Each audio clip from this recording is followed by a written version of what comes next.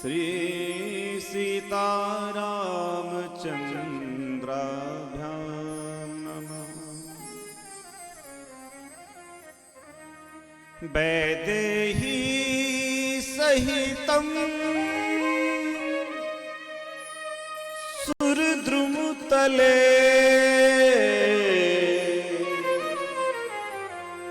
हे मे महामंडपे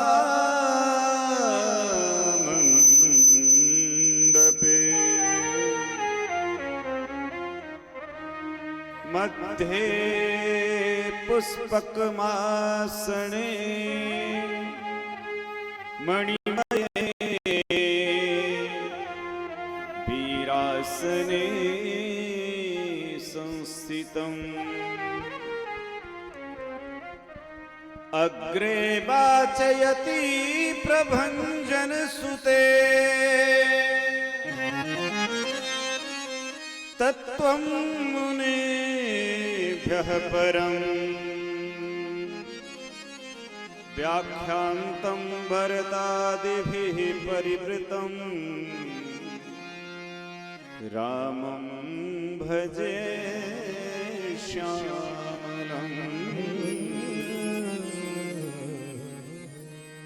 रामं भजे श्यामलम्। नमोस्तु रामाय सलक्ष्मणाय देवे च तस्यै जनकात्मजाय। नमोस्तु रुद्रेन्द्रयमानिलेभ्यो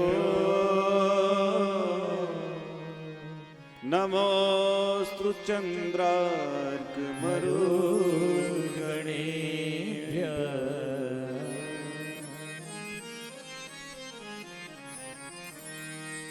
तुलसी कृत रामायण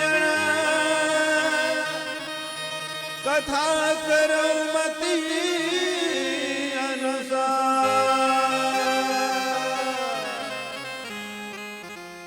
सुचि सुंदर आसन सुभग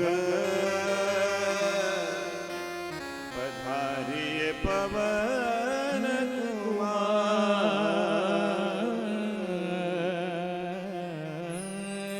आइए श्री हनुमान सीता अनुज समेत प्रभु नील जलद तनु श्याम। मम ही अबसहु निरंतर सगुन रूप श्री राम। सगुन रूप श्री राम। श्री सीतारामचंद्र भगवान की जय। श्री हनुमान जी महाराज की जय। श्री राजुल देव दरबार की जय हो। अग्रतः 2 बार भगवान के नाम का संकीर्तन, उसके बाद भगवान की पावन कथा में हम सब गोता लगाएंगे। मधुर मधुर नाम सीताराम सीताराम। मधुर मधुर नाम सीताराम सीताराम। मधुर मधुर नाम सीताराम सीताराम।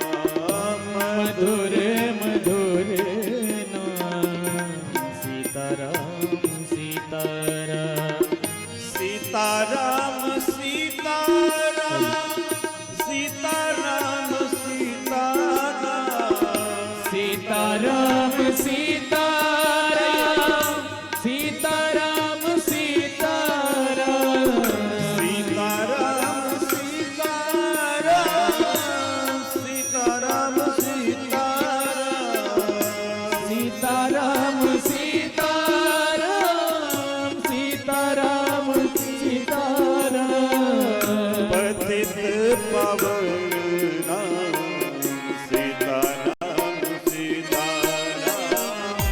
पतित पावन नाम सीताराम सीताराम पतित पावन नाम सीताराम सीताराम पतित पावन नाम सीताराम सीताराम।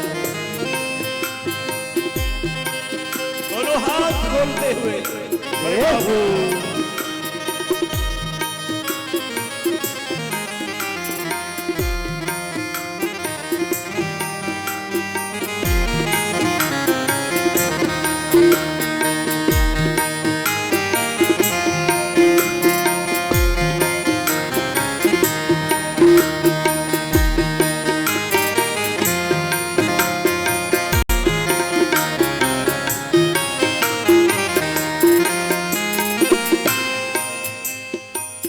नारद जी की वीणा बोले सीताराम सीताराम।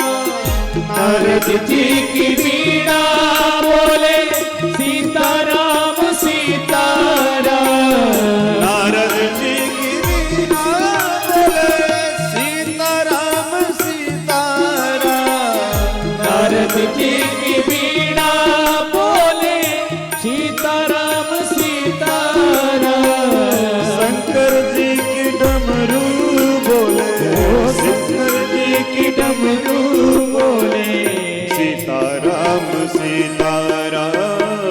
शंकर जी की डमरू बोले सीताराम सीताराम मधुर मधुर नाम सीताराम सीताराम मधुर मधुर नाम सीताराम सीताराम।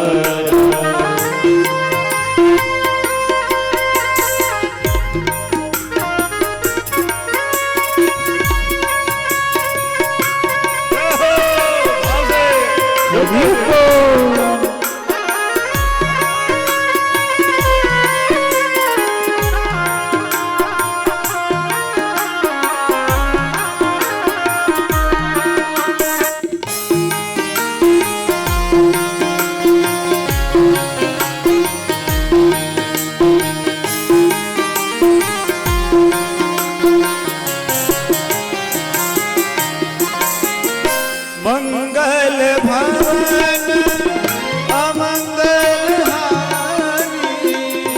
मंगल भवन अमंगल हारी। प्रभु सुदशरथ अजर बिहारी। प्रभु सुदशरथ अजर बिहारी। सीताराम चरण रति मोहे। सीताराम चरण रति मोरे। अनुदिन बड़ऊ अनुग्रह तोरे। अनुदिन बड़ऊ अनुग्रह तोरे। अब प्रभु कृपा करो यही बाती। अब प्रभु कृपा करहु यही भांति। सब भज भजन करो दिन राती। सब तज भजन करो दिन राती। मधुर मधुर नाम सीताराम सीताराम।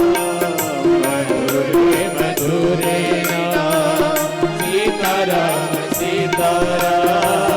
पवन पवन नाम सीताराम सीताराम। पवन पवन नाम सीताराम सीताराम। पवन पवन नाम सीताराम सीताराम। पवन पवन नाम सीताराम सीताराम। मधुर मधुर नाम सीताराम सीताराम। मधुर मधुर नाम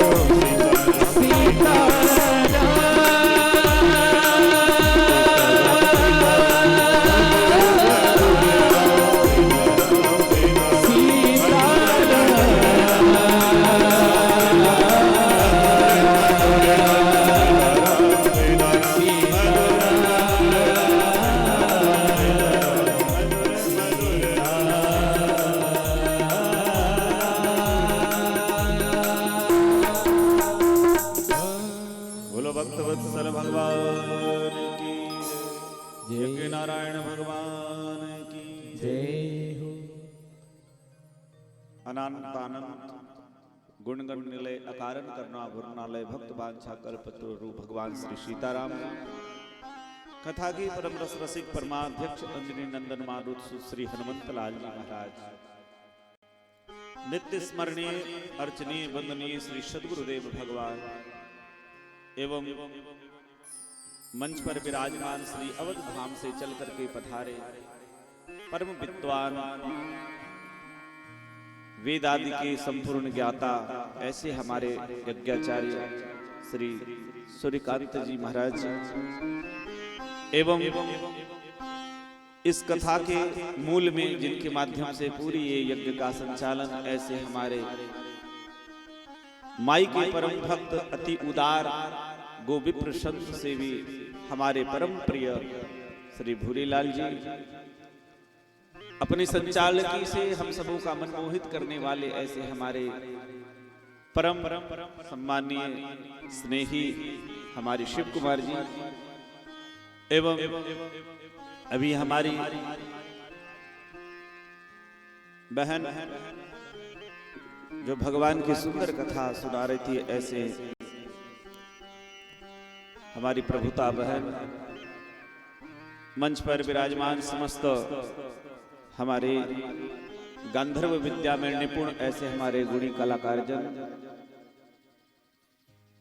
श्री ठाकुर जी की कथा श्रवण हेतु पधारे यहाँ पे समस्त सनातन धर्मावलंबी भाई बंधु माताएं बहनें बच्चे सच्चे भगवान की अतिशय कृपा जब मिलती है तब ऐसा संयोग मिलता है। अब देखिए बारिश हर जगह होती है, कोई ये कह नहीं सकता है कि हमारे खेत में बारिश हुई और उसके खेत में बारिश नहीं हुई, या उसके खेत में बारिश हुई या हमारे खेत में बारिश नहीं हुई। ये यज्ञ के माध्यम से भगवान की कृपा टेका पार वासियों पर बरस रहा, पर वो लोग दुर्भाग्यशाली लोग हैं जो इसमें सम्मिलित नहीं हो रहे। संसार में भगवान ने हम सबको 365 दिन दिए, एक साल के 24 घंटे, लेकिन ये नवरात्रि जैसा पवित्र अवसर पर और हमारे महाराज जी का इतना प्रयास इस क्षेत्र के लिए है, दूर दूर तक ख्याति प्राप्त आपने किया है भगवती की कृपा से।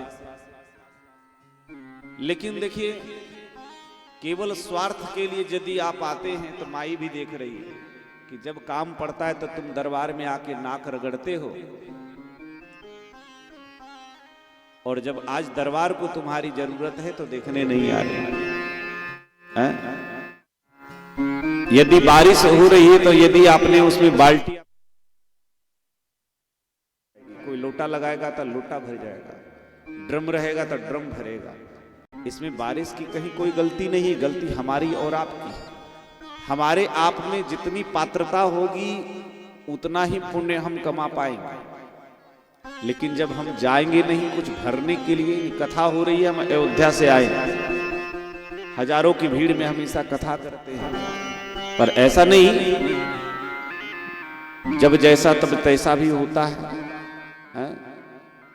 हमारे एक श्रीमद् भागवत के कथावाचक बड़े सिद्ध हुए ऐसे श्री डोंगरे जी महाराज। उस समय तो न माइक की व्यवस्था होती थी न लाइट की व्यवस्था, जंगल जंगल में जाकर के गांव गांव में जाकर के भगवान की कथा लोगों को सुना करके जागृत किया। तो हमारे मन में ये भाव नहीं कि 1000 की भीड़ आवे अथवा ना आवे, लेकिन जितने लोग हैं कम से कम कुछ लोग आकर के और इस कथा से जीवन को लाभ लें। हमारे राम जी चाहते तो अयोध्या से राजमहल छोड़ करके कहीं ना जाते, भगवान श्री राम को कहीं किसी ने आज्ञा नहीं दी। दशरथ जी ने कहीं किसी रामायण में नहीं लिखा है कि दशरथ जी ने कही हो राम तुम वन को चले जाओ, कहीं नहीं लिखा। फिर भी पिता की आज्ञा को पालन करने के लिए हमसे पिताजी ने नहीं कहा है, मां से तो कहा है, मां ने कहा है। दशरथ जी तो चाहते ही नहीं थे कि राम वन को जाए, पर राम जी के बन जाने में सबसे बड़ी कारण ये थी कि अगर अयोध्या में केवल वो राजा करते तो एक छोटे राज्य के अयोध्या के ही राजा ही कहलाते, लेकिन जब राम पूरे संसार का भ्रमण करते तो विश्व के सम्राट कहलाते। उन गरीबों की कुटिया में जाकर के भिलनी और शबरी मैया जो अपने गुरु के वचन पर विश्वास करके किष्किंधा में झोपड़ी में प्रतीक्षा जीवन भर कर रहे थे, वो गीधराज के पास जाते हैं, वो केवट के पास जाते हैं, वो निषाद के पास जाते हैं। क्यों? क्योंकि जब तक आप किसी के पास जाते नहीं हो, दरस परस मज्जन अरुपाना हरि पाप कह वेद पुराना। आप में से बहुत सारे प्रायः हमको तो लगता है कि यहां से कोई ऐसा व्यक्ति एक भी नहीं होगा जो शायद अयोध्या गया। अच्छा चलिए, आपने लाज बचा ली, एक उधर हाथ उठ गया, धन्यवाद है आपको। लेकिन जिस भारत भूमि में हम जन्म लिए हैं, अगर अयोध्या, वृंदावन, मथुरा, काशी, प्रयाग आदि का दर्शन नहीं किए तो हमारा भी जीवन भेड़ बकरी की तरह है। फिर हम मनुष्य, एक बात बताइए, बड़ी विचारणीय बात है, हम में और जानवरों में क्या फर्क क्या है? जितनी क्रियाकलाप हमारी है उतनी ही सारी क्रियाएं इन जानवरों के पास भी है। दो हाथ हमारे आपके भी है, उनके भी है, पैर दो उनके भी है, आंख उनके पास भी है। और यदि आप सोचते हैं कि उनके पास बुद्धि विवेक नहीं है तो ऐसा बिल्कुल भूल जाइए। चूहा को भी पता होता है कि कहां से हमारा माल निकलेगा, जाकर के कुतर कुतर करके अपने बिल में भर लेती है। चूहा बिल में भर लेता है कि साल भर के खाने की खर्ची हो जाए। कितना बुद्धि है उसको भी, है कि नहीं? गैया मैया जब बछड़े को जन्म देती है, आजकल लोग जिनके पास पैसा हो गए तो सीधे भागेंगे भोपाल के बड़ा हॉस्पिटल में बच्चे का जन्म हो। डॉक्टर भी ऑपरेशन करके पैसा ऐड कर लेता है। जब पहले हॉस्पिटल ना थे तो बच्चा नहीं होता था क्या? जनसंख्या नहीं थी क्या? तब भी होता था, लेकिन अब फैशन बन गया। लेकिन गैया मैया जब बछड़ा जन्म देती है तो उसको कौन हॉस्पिटल, कौन डॉक्टर देखता है? अपने उठ करके उस नवजात शिशु को भी पता होता है, जब भूख लगती है तो पता है कि हमको भोजन कहाँ से, जाके मैया के थन में जो है अपना इधर उधर दो चार बार मुंह मारेगा, एक आध बार तो सही जगह लग ही जाएगा। और जब एक बार मुंह में दूध चला जाता है तो उसको भी पता हो जाता है कि दूध पेट भरने की जगह यही है।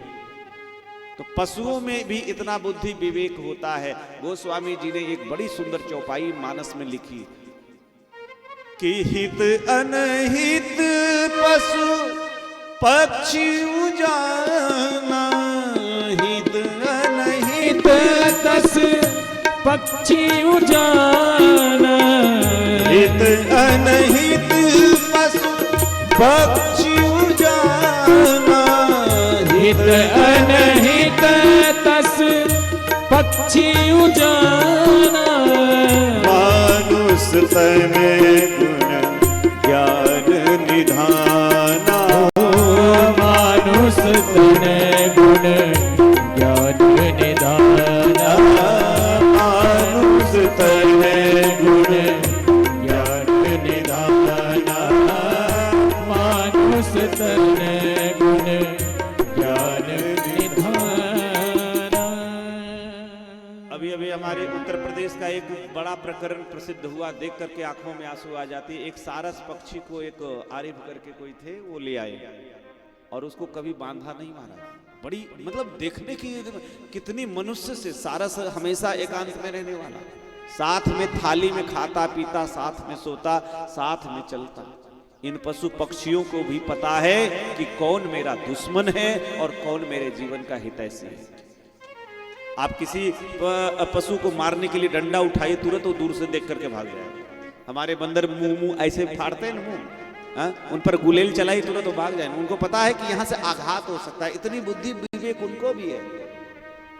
केवल मनुष्य को ऐसा नहीं कि केवल मनुष्य को ही बुद्धि विवेक है, उन पशुओं को भी बुद्धि विवेक है। तो जब सारी चीज एक है तो फिर अंतर क्या है? तो अंतर, एकमात्र अंतर यही है। हमने कल भी कथा के विषय में कहा कि कथा का आयोजन क्यों, तो बोले जीवन जीने के लिए ही कथा बताती है। और उसी प्रकार से मनुष्य में जो एक चीज है वो किसी पशु में नहीं है, वो क्या है? उसका नाम है धर्म। हम आपके जीवन में धर्म की प्रधानता है, इसलिए हम मनुष्य हैं, उनके जीवन में धर्म नहीं है। अब इसको भी ऐसा समझ लीजिए, हमारे जीवन में धर्म क्या है? कोई व्यक्ति भी अगर एक व्यक्ति लाओ मेरे सामने, वो भले कहे कि हम भगवान की पूजा नहीं करते, भगवान की वो नहीं मानते हैं, लेकिन मेरे एक बात का यदि वो जवाब दे, वो नास्तिक हो ही नहीं सकता। दुनिया में जिसने पैदा लिया वो कोई नास्तिक नहीं हो सकता। कहिए कैसे? कितना आगल पागल व्यक्ति को भी ले आओ। जैसे धर्म कहाँ दिखाई पड़ता है, एक उदाहरण हमारे संतों ने कहा कि जैसे एक माँ है, स्त्री है, माँ भी स्त्री है, एक पत्नी वो भी स्त्री है, एक बहन वो भी स्त्री है, और एक बेटी वो भी स्त्री है। एक जगह चार, लेकिन चारों की जाति एक है, चारों स्त्री। व्यक्ति अगर चारों हैं तो क्या चारों में उनकी एक जैसी भावना रहेगी? माँ के प्रति जो भावना रहेगी वो अलग रहेगी, पत्नी के प्रति भावना अलग रहेगी, वो अलग रहेगी, बहन के प्रति जो भावना रहेगी वो अलग रहेगी, और अपनी बेटी के प्रति जो भावना रहेगी वो अलग रहेगी। तो ये भावना, स्त्री तो सब चारों स्त्री, लेकिन चारों की भावनाएं अलग क्यों हो गई? क्योंकि वहां धर्म का संग्रह है। हम जान रहे हैं कि माँ के साथ क्या व्यवहार करना चाहिए, बहन के साथ, बेटी के, तो इसीलिए धर्म की भावना, कितना भी आगल पागल होगा लेकिन वो भी इस चीज को समझता है। अब पशुओं में ये चीज नहीं है। इसलिए हम सब सौभाग्यशाली है, कथा में ही ये चीज बताई जाती है कि हम मनुष्य कैसे बने। आज व्यक्ति को सबसे ज्यादा चिंता है दूध बिगड़ न जाए। सुबह का दूध शाम को खराब हो जाता है, फट जाता है, खट्टा हो जाता है। उसके लिए क्या करते हैं, आउट करके या पैकेट वैसे सही, तो उसके लिए हम फ्रिज ले आए। साग सब्जी खराब ना हो उसको अच्छा करने के लिए हम फ्रिज में रख देते हैं। बहुत सारी चीजों के लिए, जो मतलब बहुत सारी चीजों को सुधारने के लिए हम उसके लिए संसाधन जुटा लिए हैं। लेकिन आज तक कोई ऐसा चीज नहीं कि आदमी खराब ना हो, व्यक्ति खराब ना हो, ऐसा कोई चीज मिले, ऐसा कोई जगह बता दो कि जहां जिसमें आदमी को डाल दिया जाए तो जीवन भर खराब ना हो। ऐसा कोई चीज है? नहीं। ऐसा एक ही चीज है, वो है सत्संग, वो है भगवान की कथा। यहां जो व्यक्ति आएगा वो खराब नहीं होगा, उसकी मानसिकता दूषित नहीं होगी, वो धर्म को जानेगा। किसी व्यक्ति के किडनी खराब हो तो किडनी को तो बदला जा सकता है, लेकिन किसी की बुद्धि अगर खराब हो उसको बदलने के लिए सत्संग की आवश्यकता है। बिनु सत्संग विवेक न होई, और राम कृपा बिनु सुलभ न सोई। तो मनुष्यता सिखाने की फैक्ट्री है ये भगवान की कथा। इसीलिए हम कथा सुनते हैं, इसलिए कथा हमें सुनना चाहिए। हम अपने जीवन में हमको मानव बनना चाहिए। और हम सब ऐसे हैं, दिन भर ये कहते हैं भैया काम काम काम, कामे में भाग रहे। काम तो जीवन भर रहेगा। एक बात कान खोल के सुन लीजिए, जो लोग यहाँ हैं और जो लोग माइक के माध्यम से सुन रहे हैं, अगर भगवान के लिए यदि आपने टाइम नहीं निकाला तो एक दिन भगवान भी आपके लिए समय नहीं निकालेंगे। बोलो जय श्री राम। भगवान के लिए आपने बहाना लगाया तो एक दिन भगवान भी आपके लिए बहाना लगाएंगे। तब आप जीवन में कहोगे कि हमारे साथ भक्त के लिए भगवान चाहे कैसे, जो लोग कथा सुनने आ रहे हैं, यज्ञ में भाग ले रहे हैं, किसी न किसी रूप में आपको वो परिणाम अवश्य अच्छा मिलेगा, है ना। हम भगवान की चीजों में हम बहाना लगा देते हैं, लेकिन भगवान के दरबार में बहाना नहीं चलेगा। इसलिए बहानेबाजी नहीं, इसमें आपको खूब सहयोग करना चाहिए। है? इतने टेका पार के घर से अगर दो दो लोग भी आ जाए, कामती और मड़ई, इतने मतलब महाराज जी ने प्रचार के, पंडाल तो भर ही जाएगा। इतना बड़ा भी पंडाल नहीं है कि भरने में कोई दिक्कत है नहीं। लेकिन देखिए, तो इस तरह की भावनाएं नहीं रखनी चाहिए। मन है ये भूत के समान। क्या है? यह मन भूत समान है, दौरे दात पसार, बांस गाठ उतरे चढ़े, सब बल जाबे हार। ये भूत के समान है, ये मन भूत है, कभी यहाँ स्थायी नहीं रहता है ना। एक व्यक्ति एक फैक्ट्री का मालिक था, वो आया, बोले महाराज जी ने पूछा कथा में क्यों नहीं आ रहे हो? बोले भैया बहुत काम है, बहुत काम है। अच्छा, बोले आया करो। एक दिन पता नहीं उसको किसी ने कह दिया कि भूत की प्रेत की सिद्धि कर लो। बोले महाराज ऐसा प्रेत सिद्ध करवा दो जो हमारा काम सब हो जाए, फिर हम कथा में आया करेंगे। महात्मा ने मना किया, बोले ये सब चक्कर में मत पड़ो, पर वो माना नहीं और उसको बता दिया विधि, उसने एक जिन्न सिद्ध कर लिया। आजकल बहुत लोग ऐसे होते हैं। तो जिन्न ने कहा कि एक शर्त है, यदि हमारे पास काम रहेगा तो हम काम करेंगे, यदि जिस दिन तुमने काम नहीं दिया उस दिन हम तुमको ही खा जाएंगे। तो वो सोचा कि भाई हमारी इतनी फैक्ट्री है, इतने मजदूर, हजारों मजदूर लगे हैं, ये जिन्न को काम में लगा देंगे। अब महाराज वो जिन्न ऐसा प्रतापी, वो तो जानते ही उसमें अपार शक्ति होती है, घंटों का काम मिनटों में कर दिया। कुछ दिन के बाद सारा काम उसका हो गया। अब उसके पास जब कोई काम नहीं रहा तो वो उसको सेठ को खाने के लिए दौड़ा। अब तो उसको प्राण पर जब संकट आया तो जिसके पास गया था वो संत के पास दौड़ा दौड़ा गया। बोली महाराज अब हमारी रक्षा करिए, भूत हमको, प्रेत हमारा ये हमको खाना चाहता है। बोले एक काम करो, एक बांस है, 21 गांठ का बांस गढ़ दो, जब काम रहे तो इससे काम लिया करो, और जब काम न रहे तो बोलो कि इसी पर चढ़ते उतरते रहो। बोलो जय सिया राम। ये दृष्टांत इसलिए न केवल भूत प्रेत के दृष्टांत है, हमारे आपके जीवन की कथा है, हमारे आपके जीवन की कथा कि हम काम काम के पीछे चले, मतलब मन जो चाहता है हम वही देते हैं। हम सबके अंदर में एक बुद्धि है और एक विवेक है ना। लेकिन दोनों में, जैसे दोनों सौतिया डाह, कौन ऐसी पत्नी चाहती है कि हमारे पति का दूसरे के साथ चक्कर हो? बोलो जय सिया राम। कोई नहीं चाहती है। भगवान के मंदिर जाएगी तो भले कहेगी हे भगवान मौत भले दे देना, लेकिन जीवन में सौत कभी मत देना, क्योंकि सौत का दुख उसकी कथाओं को सुनाएंगे कभी है? इसीलिए बुद्धि और विवेक दोनों आपस में सौतिया डाह, हम सब के अंदर चिंतन चलता है अच्छाई और बुराई का। बुद्धि हमेशा बुराइयों को लेती है और विवेक हमेशा अच्छाइयों को लेती है। आप सब को एक बहुत सुंदर बात जीवन में, ये हंसी में नहीं लेना, इसको गंभीरता से लेना। कभी कभी जीवन में ऐसी परिस्थिति आ जाती है कि हम अपने जीवन में निर्णय नहीं कर पाते कि क्या किया जाए, किससे पूछा जाए। तो उस समय हम आपको बताएं कि जब आप जीवन की कठिन दौर में हो, आपके जीवन में निर्णय करने की क्षमता विलुप्त हो गई हो, तो 2 मिनट भगवान का ध्यान लगा करके और एकदम शांत मन से अपने आत्मा से पूछना। और आपके जीवन में जो आत्मा की आवाज होती है उसको संत कहते हैं परमात्मा की आवाज होती है, कभी अशक्त नहीं होती है। इसलिए अपनी आत्मा की आवाज सुननी चाहिए। आत्मा कभी अधर्म नहीं करा सकती। इसीलिए बोलो भक्त वत्सल भगवान की जय। ये भगवान की कथा है। हम लोग अयोध्या से इतने परिश्रम करके आए हैं कथा सुनाने के लिए, यज्ञ करने कराने के लिए। वो लोगों का दुर्भाग्य होगा जो इसमें सम्मिलित नहीं हो पाएंगे। महाराज जी का इतना प्रयास है, उसको आप लोग सब मिल करके सफल बनाइए। आइए हम भगवान की एक बड़ी सुंदर कथा आप लोग को सुनावें। नामदेव प्रतिज्ञा निर्वही,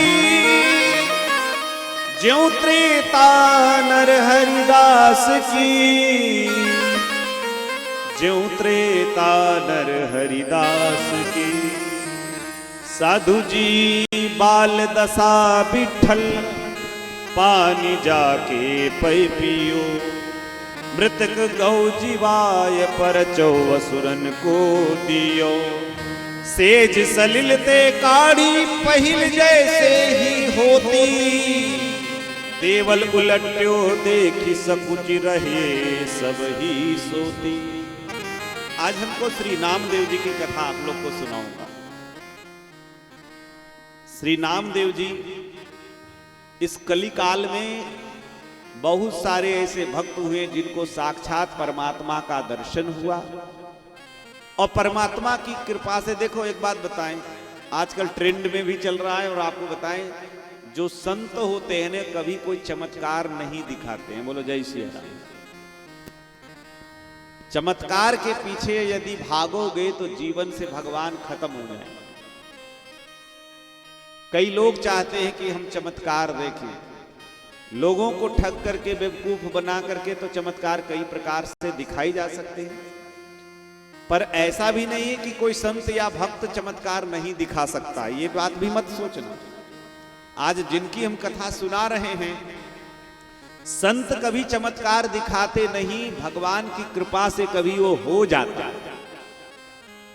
क्या होता है? वो हो जाता है। जैसे गोस्वामी तुलसीदास जी महाराज के साथ एक घटना घटी। उस समय मुगल शासन था। श्री तुलसीदास जी की महिमा सुन करके और अकबर ने दिल्ली बुला लिया। तुलसीदास जी को दिल्ली बुलवा लिया। दिल्ली में गए महाराज जब, तो अकबर ने कहा तुलसीदास जी से, हमने सुना है कि आपने बड़े बड़े चमत्कार दिखाए, क्योंकि तुलसीदास जी के भी जीवन में कई चमत्कारों की घटना। एक मैया कथा सुनने, आपको सुना दूं एक चमत्कार के विषय में। एक मैया कथा सुनने आती थी। कभी काशी जाओ तो काशी के 80 घाट में गोस्वामी तुलसीदास जी निवास करते थे, वहीं रोज नित्य कथा करते थे। गंगा के उस पार से एक मैया रोज कथा सुनने आती थी, और गोस्वामी तुलसीदास जी ने राम नाम की बड़ी महिमा गाई। इतनी महिमा गाई, कहा कि भगवान के नाम से सब पार उतर जाएंगे, क्योंकि भव सागर चाह पार जो पावा, राम कथा कह दृढ़ नावा। भगवान की कथा और भगवान का नाम ये दृढ़ नौका के समान है। किसी नदी में अगर पार करना हो तो उसके लिए नौका की जरूरत है। तो नाम की बड़ी महिमा का गायन किया। एक दिन मैया कथा सुन करके जा रही थी, तो कथा में विलंब हो गया। काफी देर से कथा में जाते जाते उसको शाम हो गया, संध्या हो गई। तो संध्या के समय अंधेरा रात हो गया, वहां कोई नाव वाला मिला नहीं, एक भी नौका वहां पे खड़ा नहीं दिखा। तो नौका को न देख करके मैया व्यथित हो गई, लेकिन थोड़ी देर बाद विचार करने लगी कि अरे महाराज जी ने कहा है कि भगवान का नाम ये भी दृढ़ नौका है। तो मैया विश्वास करके और भगवान का ध्यान करके और गंगा जी में लगाई छलांग। ध्यान से सुनना, लगाई छलांग। तो जैसे जल में छलांग लगाई तो जैसे थल में चल रही थी वैसे चल रही, और चलते चलते चलते चलते गंगा के, क्योंकि वो जाप क्या कर रही थी, भगवान मतलब तुलसी के राम, तुलसी के राम। कई संत कहते हैं कि मतलब तुलसी के राम कह करके वो जा रही थी, लेकिन जब पास में आ गया पार होने का घाट, तो बोली कि जो तुलसी के राम और मेरे राम, तुलसी के राम में ऐसी क्या खूबी है, मेरे राम में क्या ऐसी खूबी नहीं है। तो कहते हैं, एक संत भाव देते हैं, बोले कि वो तुलसी के राम छोड़ करके कहने लगे मेरे राम जी, मेरे राम जी। और जब ही मेरे राम जी बोले तो उतने में वो डूबने लगे। डूब हुई तो फिर बोली कि तुलसी के राम, तुलसी के राम। ऐसा करके वो पार हो गई। यानी कि भगवान श्री राम की कृपा तुलसीदास जी के जीवन में रही, इसलिए तुलसी के राम एकदम सिद्ध हो गए। तो मेरे सज्जनों, ऐसे ऐसे चमत्कार तुलसीदास जी के जीवन में भी हुए, भगवान की कृपा से हुए। अब तो अकबर ने कहा कि आप क्या चमत्कार दिखा सकते हो? तो तुलसीदास जी ने कहा कि मैं भजन करता हूं, मेरे पास कोई चमत्कार नहीं है, संत कोई चमत्कार दिखाते नहीं। क्रोध में आकर के और अकबर ने तुलसीदास जी को जेल में, कैद खाने में डाल दिया। कि जब बाबा तुम झूठे लोगों को ठगते हो चमत्कार के नाम से, इसलिए जेल में बंद रहो। जेल में बंद हो गए तुलसीदास जी और माला जाप करने लगे और श्री हनुमान जी का स्मरण किया। हे हनुमान जी महाराज, अब यहाँ तो न तो भोजन पानी कुछ कर नहीं पा रहे हैं, इसलिए भजन में दिक्कत हो रही है, इसलिए आप मुक्त कराइए। महाराज ऐसी कृपा हनुमान जी की हुई कि बादशाह के उस किले, जिसे आप लाल किला के नाम से जानते हैं, पूरे लाल किला को चारों ओर से बंदरों की एक बड़ी भारी फौज ने घेर लिया। इतनी बड़ी भारी फौज ने बंदरों की घेर करके अब पूरे किले में ऐसा उत्पात मचाने लगे, सिपाहियों के वस्त्र फाड़ने लगे। और यहाँ तक कि एक संत तो यहाँ तक कहते हैं कि अकबर जा रहा था मस्जिद में नमाज पढ़ने के लिए, उसी समय एक बंदर जाकर के उसको कूद करके उसकी टोपी जितना किरीट वगैरह था सब माला जाला तोड़ दिया, इतना तब जाकर के वो घबराया। बंदरों के आतंक से वो प्रभाव बहुत दुखी हुआ। पूछा अपने मौलवियों से कि क्यों ऐसा हो रहा है, तो कहा तुमने हिंदू संत को जो पकड़ के रखा है, जाकर के उनसे कहोगे तभी जाकर रक्षा होगी। तब अकबर गया और तुलसीदास जी के चरणों में पड़ गया कि आपके चमत्कार को हमने देख लिया, अब कृपा करके जितनी सेना है इसको हटाइए। तुलसीदास जी को कारागार से मुक्त कराया और महाराज तुलसीदास जी ने हनुमान जी से निवेदन की तो सारे। लेकिन एक घटना और है कि उस दिन के बाद तुलसीदास जी ने उस अकबर को आदेश दिया कि आज से इस किला में ये हनुमान जी का आगमन हो गया, आज के बाद तुम इस किले को खाली कर दो, अब यहां मत रहना। और अकबर ने अपने लिए दूसरा ठिकाना बनाया, लाल किले को खाली कर दिया गया। तो संत कभी चमत्कार दिखाते नहीं, भगवत कृपा से कुछ यदि हो जाए तो हो जाए। ये श्री नामदेव जी महाराज जिस प्रकार से प्रहलाद जी ने पत्थर में से भगवान को प्रकट कराया, उसी प्रकार से नामदेव जी ने कलिकाल में मूर्ति में से साक्षात भगवान को प्रकट किया, अपनी प्रतिज्ञा का निर्वाह किया। क्योंकि नामदेव जी के मन में भी था, सिया राम मैं सब जग जानी, सिया राम मैं सब जग जानी, सिया राम मैं सब जग जानी, सिया राम मैं सब जग जानी, करऊं प्रणाम जोरी जुग पानी, करहूं प्रणाम जोरी जुग पानी, करऊं प्रणाम जोरी जुग पानी, करहूं प्रणाम जोरी जुग पानी। नामदेव जी की प्रतिज्ञा थी कि हर जगह मैं भगवान का दर्शन करूंगा। तो ऐसे नामदेव जी त्रेता युग में नरसिंह भगवान के दास श्री प्रहलाद जी की जिस प्रकार से निभि थी, उसी प्रकार के बचपन में ही विठलनाथ भगवान ने इनके हाथ से भगवान ने स्वयं दूध पिया था। अपूरी कथा मैं सुनाऊंगा। महाराज उसके बाद और भी बहुत सारे भजन में बहुत बल होता है। एक बार इनकी सिद्धि, इनके भक्ति से प्रभावित होकर के एक यवन राज आए। कोई संत को जब भी प्रणाम करो, कहा गया कि 5 जगह कभी खाली हाथ नहीं जाना चाहिए। किसी मंदिर में जाओ तो कुछ लेके जाओ, बेटी के घर जाओ तो कुछ लेके जाओ, राजा के घर जाओ तो कुछ लेकर के जाओ, मित्र के घर जाओ तो कुछ लेकर के जाओ, और गुरु के पास जाओ, संत के पास जाओ तो कुछ ले। रिक्त हस्तम न गच्छेत। कहा महाराज हम बहुत गरीब हैं, नहीं कुछ ले जा सकते हैं। तो शास्त्र ने आज्ञा दी कि बहुत गरीब है, कुछ न ले जा सकते तो कम से कम एक दतवन तो ले जा सकते हैं। दातुन भी समित पाणिम गच्छेत। कहा कि हाथ में समिधा लेकर के ही जाइए, लेकिन खाली हाथ न जाइए। तो यवनराज नामदेव जी के भजन बल से प्रभावित होकर के दर्शन करने गया, और जब दर्शन कर करके लौटने लगा तो उसने हीरे जवाहरात से जड़ित उसने एक बढ़िया सुंदर पलंग दिया।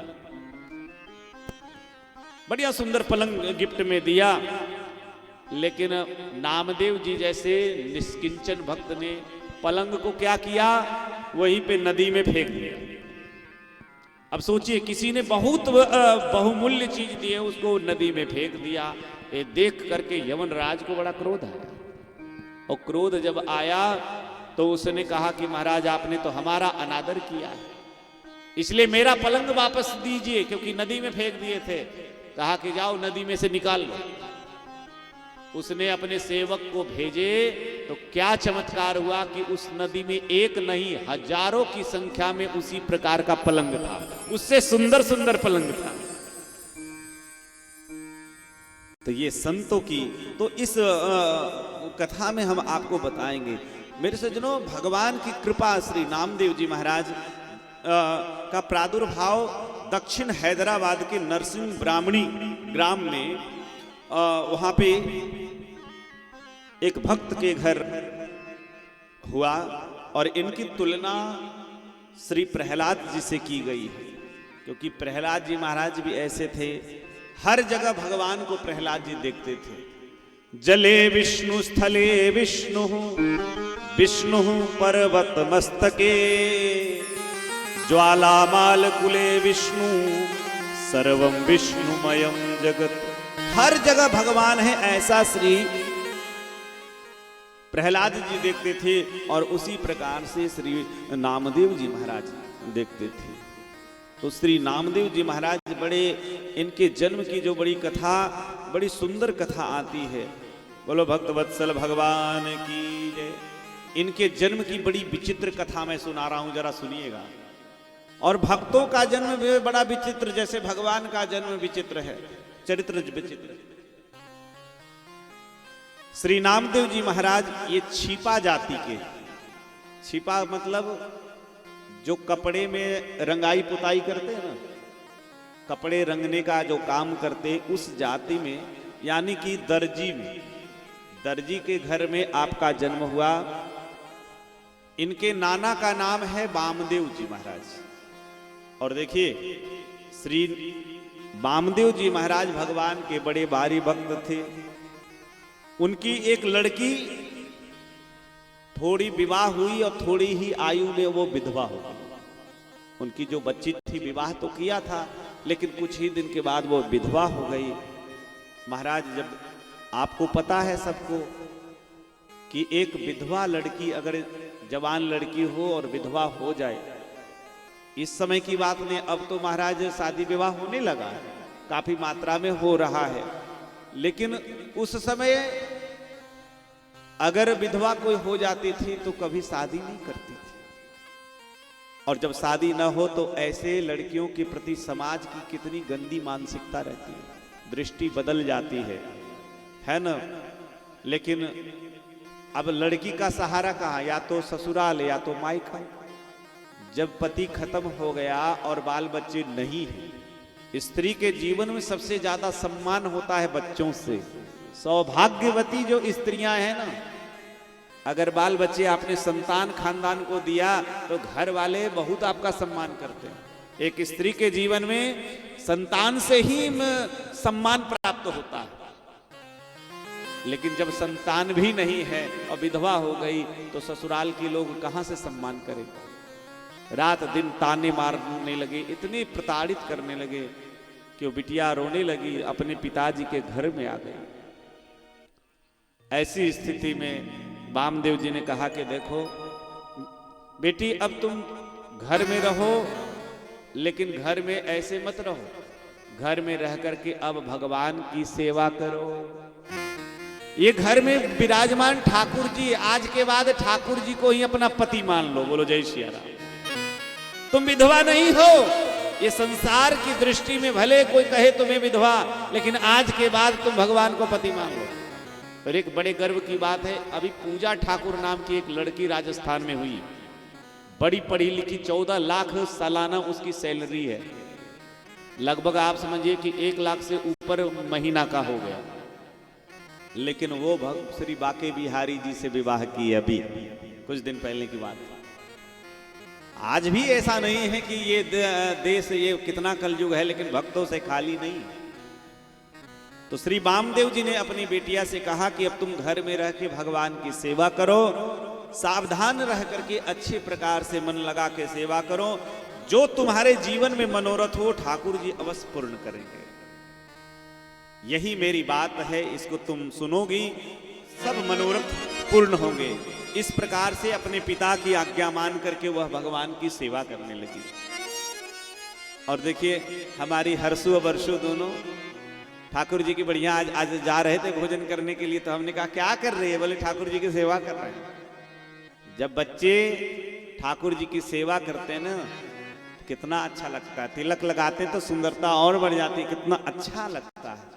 बच्चों में यही तो, पढ़ाई लिखाई करके आप नौकरी करके पैसा कमा करके कार खरीद सकते हो, लेकिन संस्कार खरीदने के लिए आपको सत्संग और ठाकुर सेवा की जरूरत है।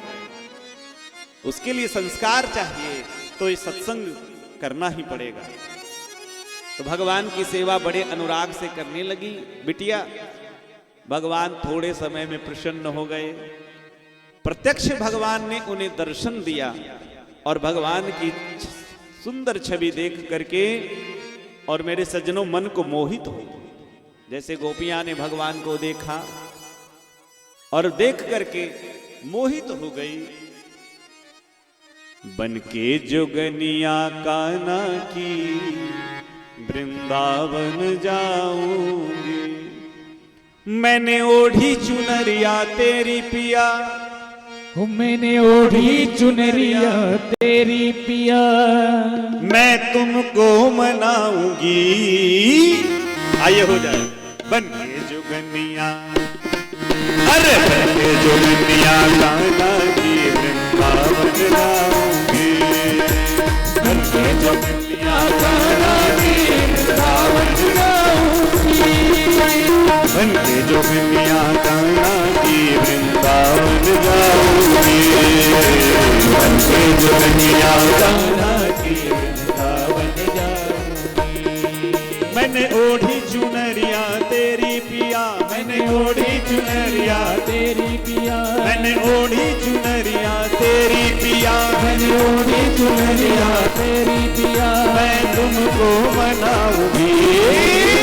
बन के जोगनिया, अरे बन के जोगनिया कान्हा की वृंदावन जाऊंगी, बन के जोगनिया कान्हा की वृंदावन जाऊंगी।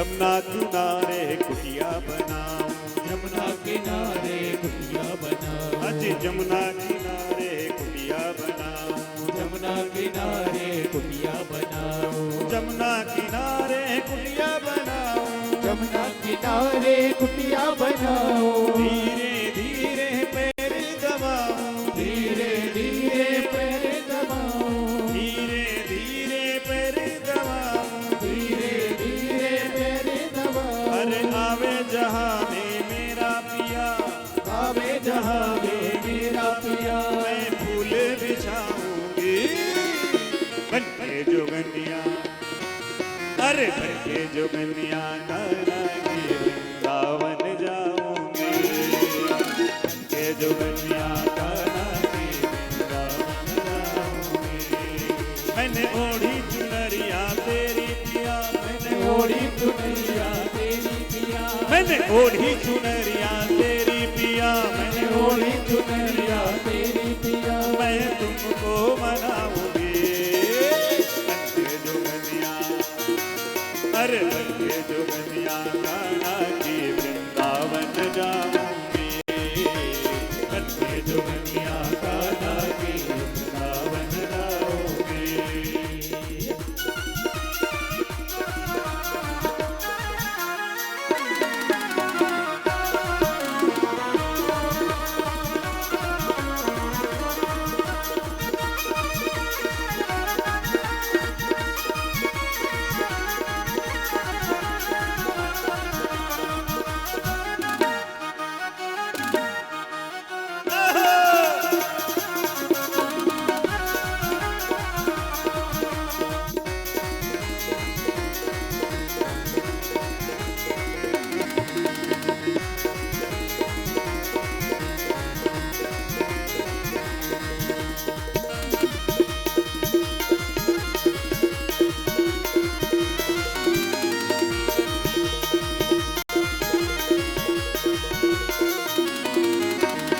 कृष्ण पिया को लाड लड़ाऊं, कृष्ण पिया को लाड दोनों हाथ उठा के पिया ऐसे कमर लचकाते हुए आनंद लेते हुए पिया को लाड लड़ाऊं, अरे कृष्ण पिया से ही लाड लड़ाऊं, कृष्ण पिया से लाड लड़ाऊं, धीरे धीरे पैर दबाऊं, धीरे धीरे पैर दबाऊं, कृष्ण पिया को लाड लड़ाऊं, कृष्ण पिया को लाड लड़ाऊं, धीरे धीरे पैर दबाऊं, धीरे धीरे पैर दबाऊं, रूठे अगर जो मेरा पिया, रूठे अगर जो मेरा पिया, अजी रूठे अगर जो मेरा पिया, अजी रूठे अगर जो मेरा पिया, मैं उनको मनाऊंगी बनके जोगनिया, अरे बनके जोगनिया गाना की वृंदावन जाऊंगी,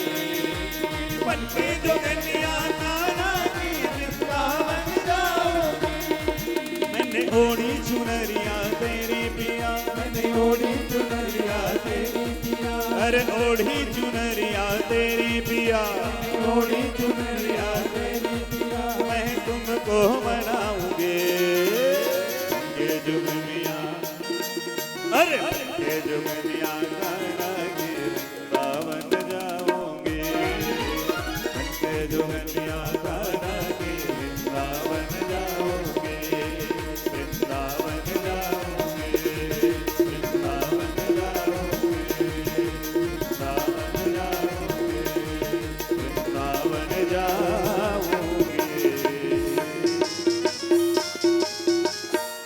बोलो भक्तवत्सल भगवान की। जय हो। तो गोपियों के मन में जिस प्रकार की भावना थी, भगवान के प्रति हमारी भावना वैसी हो जाए। भागवत के सप्तम स्कंद में कहा कि कामाद भयाद कंसो द्वेषात चैद्यात नृप, भगवान के प्रति भावना हो जाए। महाराज वो भगवान की कृपा से जब भगवान उनके पिताजी ने कहा सेवा पूजा की, तो भगवान ने प्रत्यक्ष दिया। भगवान की छवि को देख करके मन में बड़ा लोभ हो गया। जैसे मनु जी महाराज, रामचरितमानस में सुनते हैं मनु जी महाराज, मनु जी महाराज जब देखे भगवान की छवि कैसी है, नील सरोरुह नील मणि नील नीरधर श्याम लाजहि तन शोभा निरखी कोटि कोटि सत्कार। करोड़ों करोड़ों कामदेव को लज्जित करने वाले भगवान हैं। तो इसलिए भगवान को देख करके मन में लड्डू फूटने लगे, क्योंकि भगवान को पति मान लिया। तो पति जब हो जाए तो फिर पुत्र की कामना स्त्री को होती है। माताएं जानती है, जब शादी हो जाए ना लड़के की, तो माताएं चाहती है कि जल्दी से जल्दी बाल गोपाल आ जाए। अगर 1-2 साल हो जाए ना तो काना फूसी शुरू हो जाती है। मार यहाँ धागा बांध रहे हैं, यहाँ वहां मनौती कर रहे हैं। विवाह के बाद संतान की कामना हर माता पिता को होता है। तो ठाकुर जी को देख करके इनके मन में भी कि ठाकुर जी की कृपा हो जाए। और महाराज भगवान की कृपा जिस पर हो जाए तो दुनिया में कौन ऐसा कार्य है जो असंभव है। भगवान मन के मनोरथ को जान गए। क्यों? क्योंकि वैसे आप जानते हैं पिताजी इनके सच्चे गुरु उनके पिता ही हैं। पिताजी ने कहा कि बेटी तुम भगवान की सेवा करना, भगवान को ही पति मानना। अरे वाकई में अगर देखा जाए आध्यात्मिक तौर से भी तो हम सबके पति कौन हैं?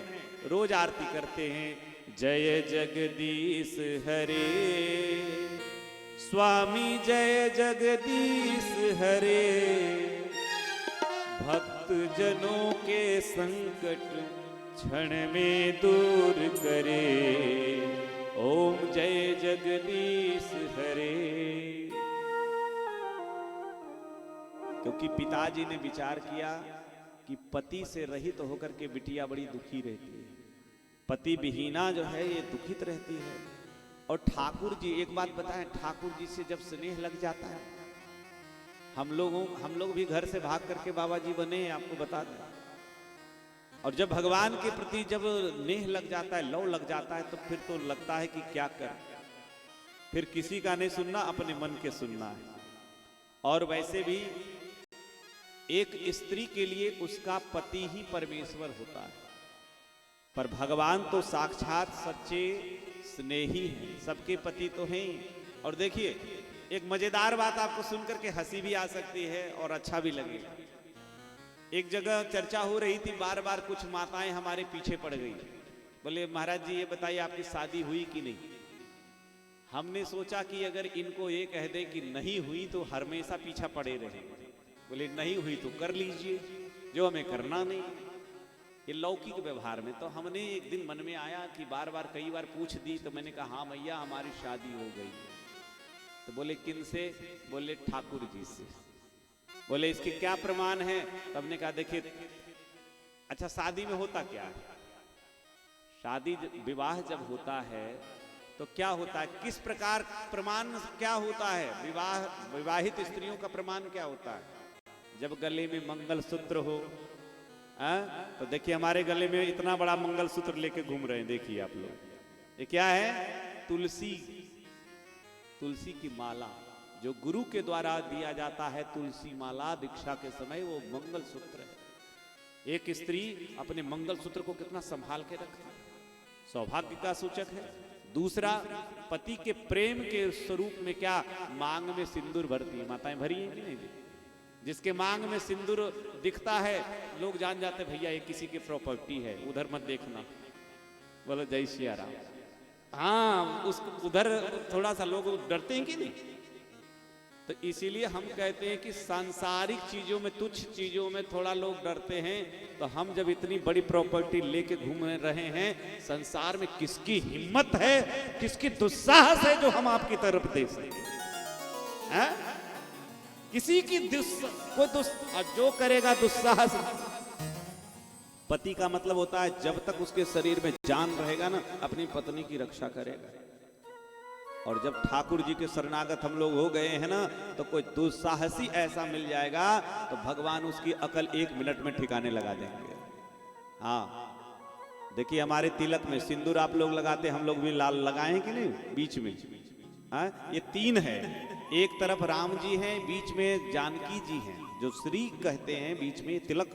तिलक इसलिए लगाना चाहिए, भाल की शोभा भी है और तिलक की बड़ी महिमा है।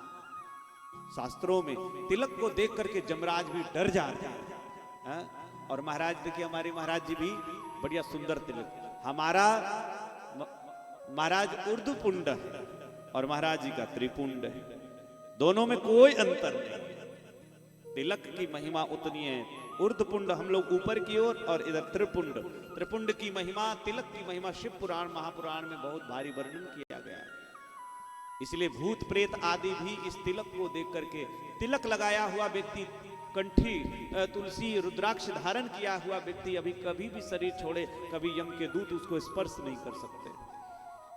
एक मुखी से लेकर के 16 मुखी रुद्राक्षों की महिमा से पुराण में बताई गई कि 4 मुख के प्राय जो 4 और 5 मुख के मिलते ना, तो 4 मुख चतुर्मुख जो रुद्राक्ष है, जो सामान्य में 4-5 मुख का हमेशा मिलता है। और महाराज जी मयांग जाते उधर तो पेड़ ही बहुत है ना। एक बार हम 1 बोरी रुद्राक्ष उधर से आसाम से लेकर के आए, लेकिन अयोध्या के महात्मा कोई ले नहीं, तो सरजू जी में डाल दिए। तो बड़ी महिमा है महाराज। तो भगवान की सेवा और भगवान की पूजा से सब मनोरथ पूर्ण होते हैं। वो बिटिया को जब पिताजी ने बताया तो बेचारी वो तन मन से भगवान की सेवा करने लगी, भगवान को देख करके साक्षात, और मन में पुत्र की कामना हो गई। यद्यपि विधवा है, क्या है? यद्यपि विधवा है, विधवा को गर्भता की बात चली ठौर ठौर, दुष्ट शिरोमणिन को भई मन भाई। भगवान के प्रति प्रेम हुआ और भगवान से भक्त पुत्र प्राप्त करने की इच्छा हुई, और भगवान ने कृपा की, और भगवान की कृपा से उस विधवा जो थी वामदेव जी की बिटिया, उनको गर्भ रह गया।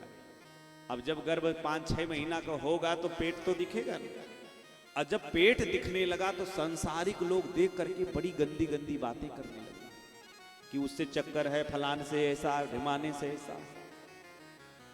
यहां श्री महाराज नाभा जी लिखते हैं, विधवा को गर्भता की बात चली ठौर ठौर, दुष्ट शिरोमणि को भई मन भाई। जो दुष्ट लोग हैं, जो हमेशा छिद्र खोजते रहते हैं, उन लोगों के मन की बात हो गई। जा जा करके वो प्रचार करने लगे, दुष्प्रचार करने लगे कि देखो विधवा है और उसको पेट रह गया है।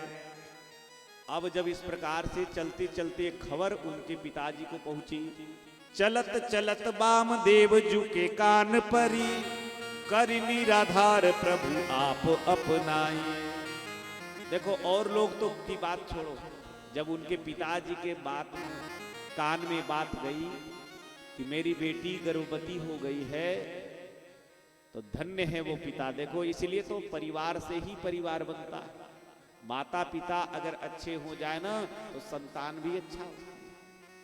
वामदेव जी के पास जब पता चला कि मेरी बिटिया गर्भवती हो गई है तो उन्हें दुख नहीं हुआ, क्योंकि भगवान की कृपा से दुनिया में कौन ऐसा नहीं कार्य है जो हो सकता है। उनके मन में हर्ष हुआ, प्रसन्नता इस विषय का हुआ कि इसका मतलब है कि भगवान ने उनको अपना लिया। ये संतान भी भगवान का प्रसाद है, बच्चे भी भगवान का प्रसाद है। ये यदि आप सोचो कि मेरा बेटा है, तो आपसे मैं बताऊं, यदि आपका बेटा जैसे कुम्हार कुछ बनाता है तो वो कहे कि मेरा बनाया घड़ा है, तो ये तो समझ में आ सकता है क्योंकि उसकी रचना कुम्हार ने अपने दिमाग से, अपनी बुद्धि से की है। लेकिन मैं आपको बताऊं कि अपने बेटे का, अपने बिटिया का डिजाइन आप लोगों ने किया है क्या? यदि कोई किए हो तो बता देना भैया। हाँ, जब गर्भ में भगवान कैसी कैसे देखे भांति भांति के लोग, इसलिए मन में बड़ी प्रसन्नता हुई। और भये जो प्रगट बाल नाम, नाम देव धर्यो, कर्यो मन भायो सब संपत्ति लुटाइए। जब भगवान की कृपा से कुछ दिन के बाद, 9 महीने के बाद एक सुंदर सा बालक का जन्म हुआ। अब तो बालक के जन्म से ही नामदेव जी के कान में पड़ी तो बहुत प्रसन्न हुए, और प्रसन्न होकर के महाराज प्रसन्नता के मारे खूब लुटाया, खूब धन लुटाया। और विचार किया नाम क्या रखा जाए, तो नाम रखा कि भगवान के नाम की महिमा बड़ी। हमने अपनी बेटी को भगवान की सेवा, भगवत सेवा और भगवत नाम का ही उपदेश दिया है, इसलिए उनका नाम रखा नामदेव। क्या रखा? नामदेव। और बहुत उत्सव मनाया, निर्धनों को खूब सारी संपत्ति लुटाई। बालक जो है नामदेव दिन दिन प्रति बढ़ने लगा, उसके ऊपर कुछ अलौकिक रंग चढ़ गया, क्योंकि भगवान की कृपा से जो होगा उस पर तो चढ़ेगा। इसलिए भक्ति उसके अंग अंग में हो गई, अत्यंत सुंदर, सबको सुख देने वाला हो गया। संसारी लोग महाराज बात का बतंगड़ बना देते हैं। हाँ, और माताओं के पेट में तो बात और भी नहीं पचती है। बोलो जय सिया राम। हाँ, माँ देखी कैसी दांत निकाल रही है, सही बात बोल रहे हैं। हाँ, दांत निकालना भी चाहिए। कथा में बैठ के ना, ऐसा नहीं कि दांत बीच बीच में निकलते रहता है ना। लिखा है भागवत कि जब वक्ता कथा कहे तो श्रोताओं के दांत दिखने चाहिए, उससे समझ में आता कि कथा अच्छी चल रही है। हाँ, श्रोता वक्ता दोनों की बात कर रहे हैं। इसीलिए एक बार क्या हुआ, एक पत्नी अपने पति से हमेशा शिकायत करती थी, आप हमको मानते नहीं। वो भजन है ना कि चाहे पत्नी कितनी प्यारी हो उसे भेद बताना ना चाहिए, चाहे भैया कितना बैरी हो उसे भेद छुपाना ना चाहिए। तो पति कोई बात नहीं बताता था। एक दिन पत्नी बोलने लगी कि आप हमसे छुपाते क्यों हैं जी, आप लगता है हमसे प्रेम नहीं करते हैं। तो पति बड़ा चतुर चालाक था, उसने सोचा कि एक दिन ऐसा करते हैं, इसे परीक्षा लेते हैं। एक दिन वो पति आया थका थका, आकर के बेड पर जो है लेट गया। पत्नी पानी ला के दी तो पिया नहीं।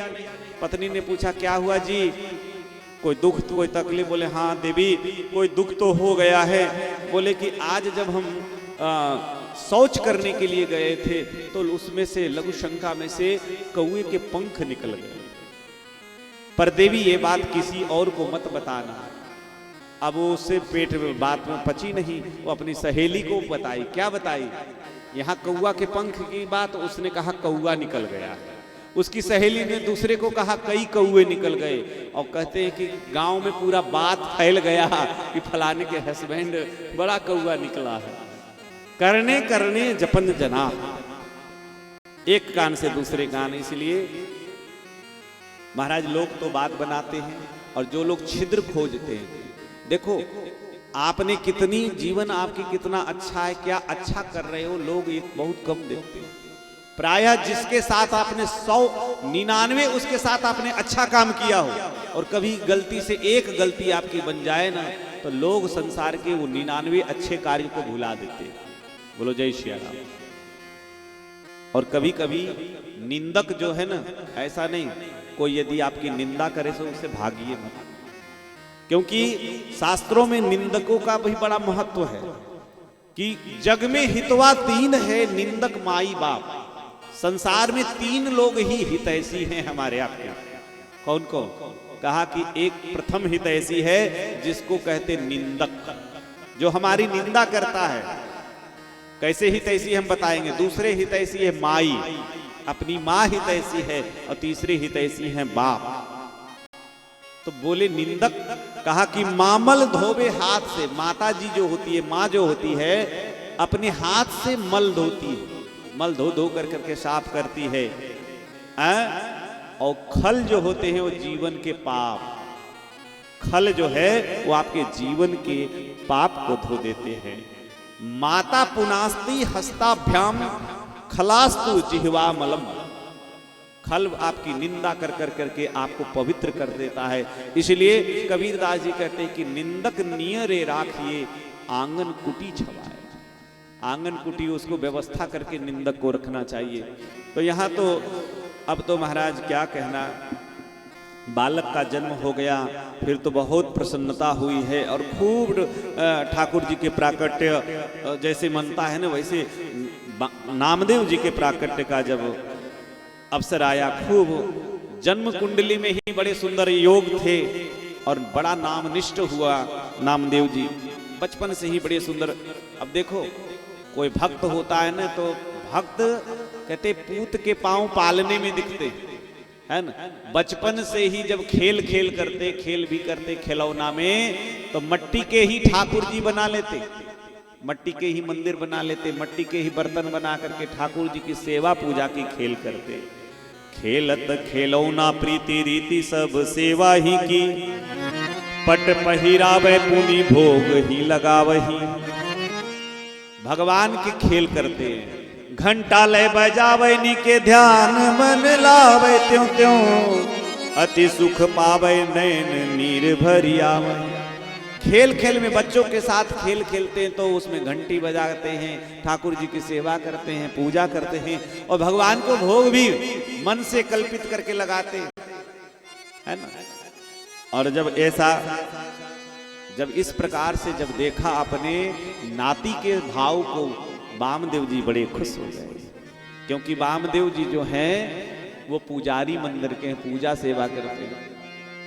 बालक का उम्र बहुत अल्प है, बहुत छोटा है, लेकिन ठाकुर जी के प्रति इतना अनुराग। इसलिए एक दिन उन्होंने बच्चे को बुलाया, कहा रे नामा, नामदेव नाम है ना, तो वो नामा नामा करके बोलते। बोले देखो अब मैं जा रहा हूं थोड़ा रिश्तेदारी में, क्योंकि कभी शादी विवाह आदि के कार्ड आते हैं तो रिश्तेदारी में तो जाना पड़ेगा, तो इसलिए मैं जा रहा हूं रिश्तेदारी में। तुम भगवान की इसी प्रकार से सेवा करना। भगवान की सेवा की विधि बताई और कहा कि देखो भगवान की सेवा करना, पूजा करना, साथ साथ में भोग लगाना, और जब तक भगवान खा न ले तब तक तुम खाना नहीं, कुछ ग्रहण मत करना, बढ़िया से दूध पिलाना।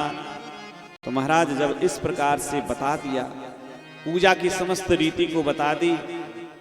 देखो कथा वार्ता सुनने में, सत्संग आदि करने में भी रुचि होनी चाहिए, है ना मेरे सज्जनों।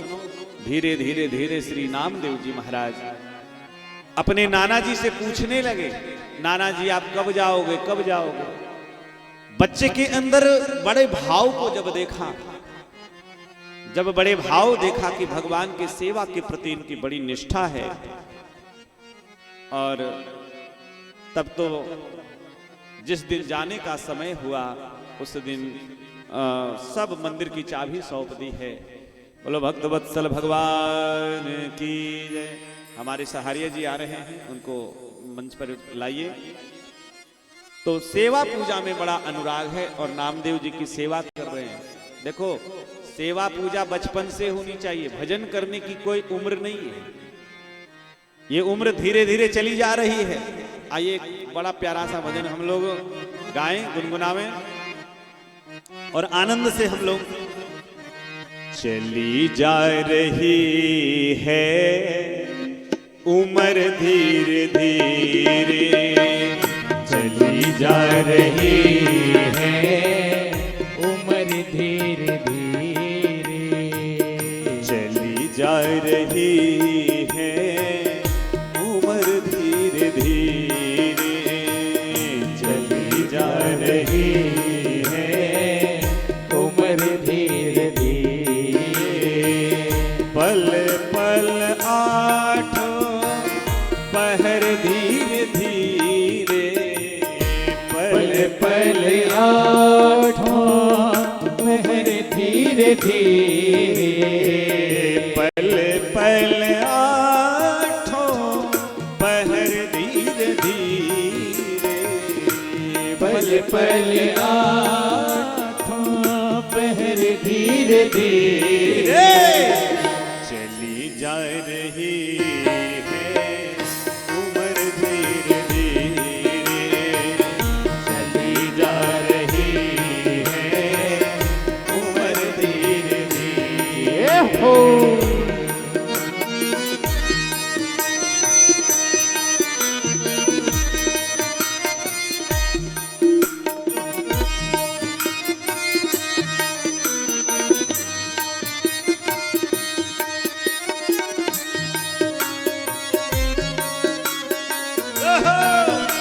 दोनों हाथ उठा करके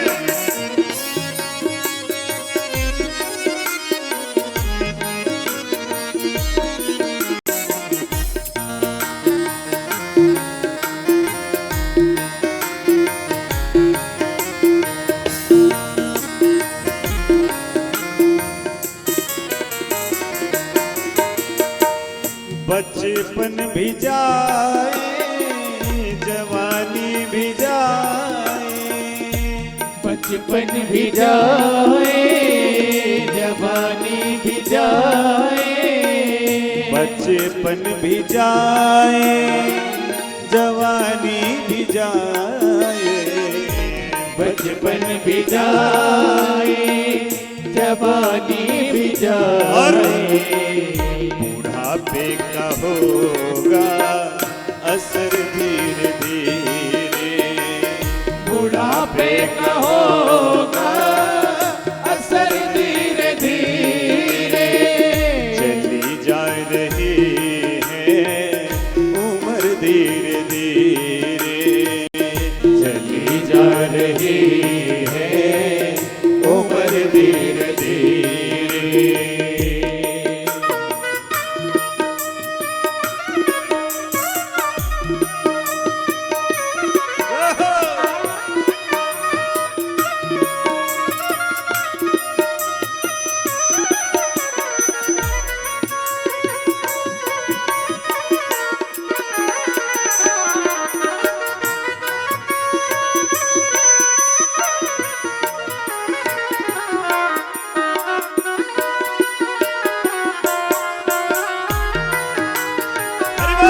घूमते हुए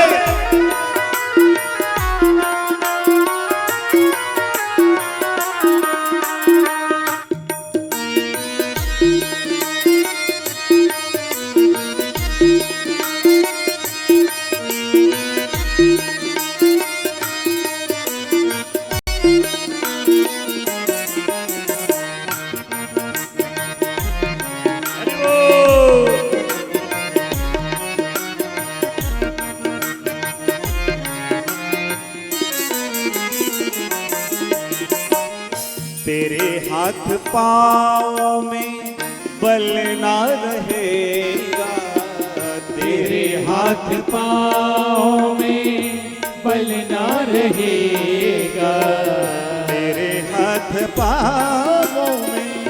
बल ना रहेगा, तेरे हाथ पाँव में बल न रहेगा, झुकेगी तुम्हारी कमर धीरे धीरे, झुकेगी तुम्हारी कमर धीरे धीरे, झुकेगी तुम्हारी कमर धीरे धीरे, झुकेगी तुम्हारी कमर धीरे धीरे, चली जा रही है उम्र धीरे धीरे, चली जा रही है उम्र धीरे धीरे।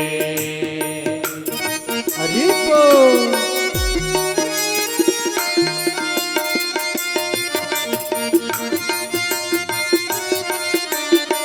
अरे वाह! और हाथ उठा करके मस्ती में।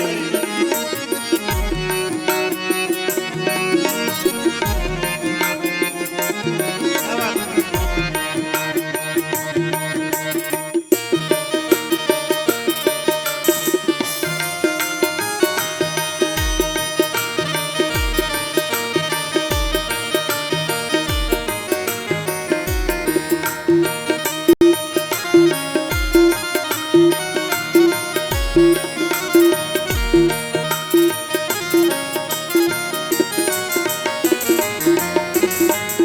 बुराई से मन को तू अपने हटा ले, बुराई से मन को तू अपने हटा ले, बुराई से मन को तू अपने हटा ले, बुराई से मन को तू अपने हटा ले, तो बन जाए जीवन तेरा धीरे धीरे, तो बन जाए जीवन तेरा धीरे धीरे, तो बन जाए जीवन तेरा धीरे धीरे, तो बन जाए जीवन तेरा धीरे धीरे, चली जा रही है उम्र धीरे धीरे, चली जा रही है उम्र धीरे धीरे, चली जा रही है उम्र धीरे धीरे, चली जा रही है उम्र धीरे धीरे, उम्र धीरे धीरे, उम्र धीरे धीरे, उम्र धीरे धीरे। धीरे। बोलो भक्तवत्सल भगवान की जय। क्योंकि भजन बचपन से शुरू करना चाहिए। कई लोग सोचे अरे ये सब तो बुढ़ापे का काम है, क्योंकि तेरे हाथ पांवों में बल ना रहेगा, बुढ़ापे में कुछ रहेगा नहीं, तो झुकेगी तुम्हारी कमर धीरे धीरे, और शिथिल अंग होंगे सब एक दिन तुम्हारे, शिथिल अंग होंगे सब एक दिन तुम्हारे, तेरी मंद होगी नजर धीरे धीरे, तेरी मंद होगी नजर धीरे धीरे। श्री प्रहलाद जी श्रीमद् भागवत में अपने साथी मित्रों को उपदेश करते हुए कहते हैं कि अरे भैया ध्यान दे के सुन लो, कौमारम आचरित प्राज्ञ धर्मान भागवतानि। कौमार में बचपन से कुमारावस्था से ही भगवान का भजन करना चाहिए। आज नामदेव जी की भजन निष्ठा, भगवान के प्रति सेवा पूजा की निष्ठा देख करके उनके नाना जी प्रसन्न हो गए और कहा कि ठीक है वहां से, क्योंकि पूजा की रीति इनको जल्दी शीघ्र ही समझ में आ गई, मंदिर की चाबी सौंप दी और महाराज चाबी सौंप कर करके और अपने रिश्तेदारी में चले गए। क्योंकि नाना जी ने जैसा पूजा की रीति को बताया है, पूजा के नाम सुन कर करके हर्ष का ठिकाना नहीं रहा और महाराज ये तो नाचने लगे, अरे अब मैं पुजारी बन जाऊंगा, भगवान का सेवक बन जाऊंगा। नाना जी जिस दिन से कहे कि नामा मैं जाऊंगा तुमको पूजा करना है, तो बड़ा शौक लगा और बड़े अपने मित्रों से कह रहे थे बड़े कि आज मैं ठाकुर जी का पुजारी हो गया हूँ, नाना जी ने मुझे सारी सेवा सौंप दी है। सब तो बहुत प्रसन्न हुए नामदेव जी। अब देखिए और जितने बालक हैं उनकी वृत्ति दूसरी है, लेकिन नामदेव जी की वृत्ति एकदम दूसरी है। महाराज फिर तो क्या कहना, भगवान के सेवा पूजा की ऐसी त्वरा, जब चले गए नाना जी ठाकुर जी की सेवा पूजा उसी रीति से करने लगे और बड़ा सुंदर भगवान जी का स्नान तिलक आदि करके षोडशोपचार पूजन। देखो भगवान जंत्र मंत्र से नहीं रीझते, भगवान जाति पाति से नहीं, भगवान केवल भक्ति प्रियो माधव, भगवान केवल भक्ति से रीझते हैं। नामदेव जी बड़े भाव से भर करके ठाकुर जी की सेवा करने लगे और महाराज फिर तो क्या कहना, ऐसी सुंदर सेवा करने लगे कि ठाकुर जी का बढ़िया भोग राग लगाया और भोग राग लगा करके भगवान के सामने थाली तुलसी पत्र अर्पित कर दी। कहा ठाकुर जी अब पालो। भोजन रखा, 1 घंटा के बाद पर्दा मंदिर से खोले तो देखा भोजन वैसे के वैसे रहने लगा। अच्छा विचार करिए, आज के समय में अगर भगवान को भोग लगावे रोटी दाल चावल और जो लड्डू पेड़ा मंदिर में चढ़ाते ठाकुर जी खाने लगे जिस दिन ना, फिर देखो मजा है, फिर लोग नहीं लेके जाएंगे। लेकिन ऐसा नहीं है, ठाकुर जी आरोगते नहीं। कलयुग में भगवान भाव दृष्टि मात्र नेत्र से ही, दृष्टि मात्र से ही भोग प्राप्त करते हैं। संत और विप्र ही भगवान के भोग के 2 माध्यम हैं। महाराज जी भागवत के 9वें स्कंद में संक्षिप्त कथा है और दूसरे पुराणों में कथा है कि अयोध्या के राजा, प्रायः अयोध्या के जितने राजा हुए हैं सबको बेटा बेटी प्राप्त करने में यज्ञ के माध्यम से हुआ, बिना यज्ञ कराए हुए बेटा बेटी नहीं हुआ। महाराज इसीलिए एक अभी नाम नहीं है, युवनासु महाराज शायद थे या कोई और थे राजा। क्या हुआ कि एक बार वो यज्ञ करा रहे थे। अब गर्मी के दिन, इस साल तो ठीक है, पिछले साल कितनी गर्मी थी, इस साल तो बढ़िया है मौसम। गर्मी के दिन में इतनी तपती हुई गर्मी में दिन भर ब्राह्मण हवन कुंड में स्वाहा स्वाहा, इतनी अग्नि की लपटें, पूरे शरीर का एकदम बिल्कुल धुआं धुआं हो जाए। तो शाम के समय अचानक ब्राह्मणों को बड़े प्यास लग गए।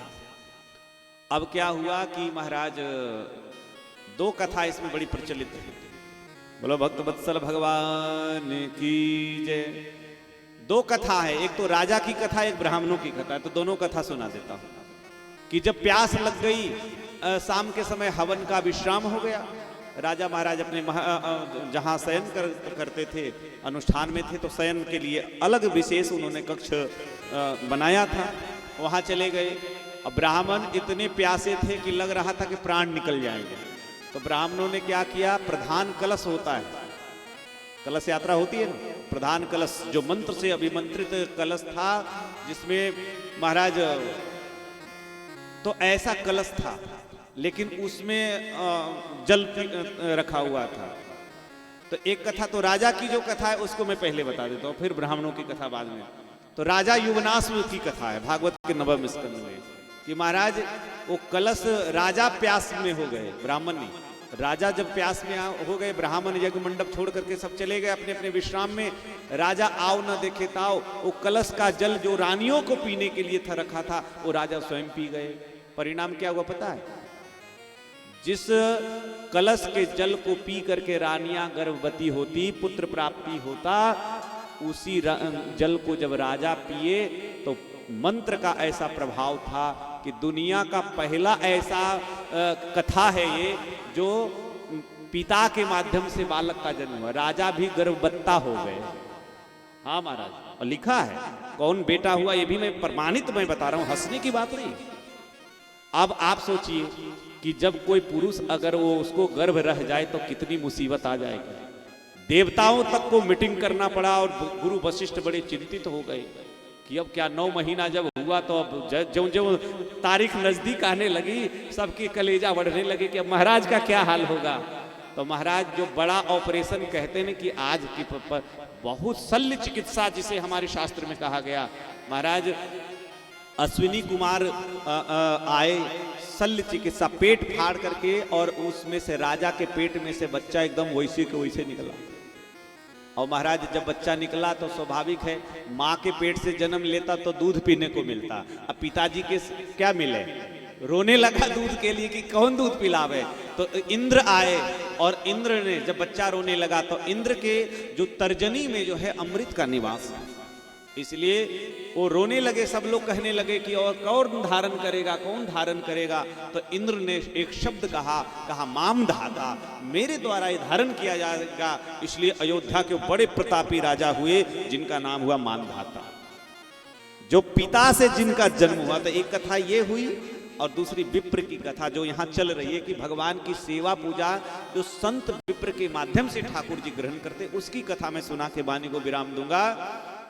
कि ब्राह्मण देव यज्ञ करा रहे थे, लपट लगी।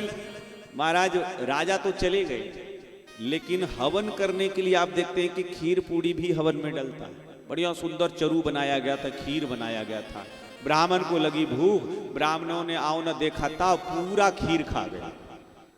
अब यज्ञ में जो खीर लगना चाहिए था आहुति में ब्राह्मण खा गए। राजा महाराज जब शयन किए तो राजा महाराज के रात में ठाकुर जी स्वप्न दिए कि हे राजा, आज के यज्ञ से मैं तुम पर बहुत ज्यादा प्रसन्न हूं, अतिशय प्रसन्न हूं। राजा ने कहा कि ऐसा क्या हो गया? बोले आज जैसा यज्ञ तुमने किया है ऐसा यज्ञ आज से पूर्व तुमने कभी नहीं किया है। राजा चिंतित हो गए कि भाई हम लोग तो हमेशा नियम से, निष्ठा से, बड़े भाव से हम हमेशा यज्ञ करते रहे, पर आज कौन ऐसी वैशिष्ट इसमें विशिष्टता हो गई कि जो आज भगवान प्रसन्न हो गए।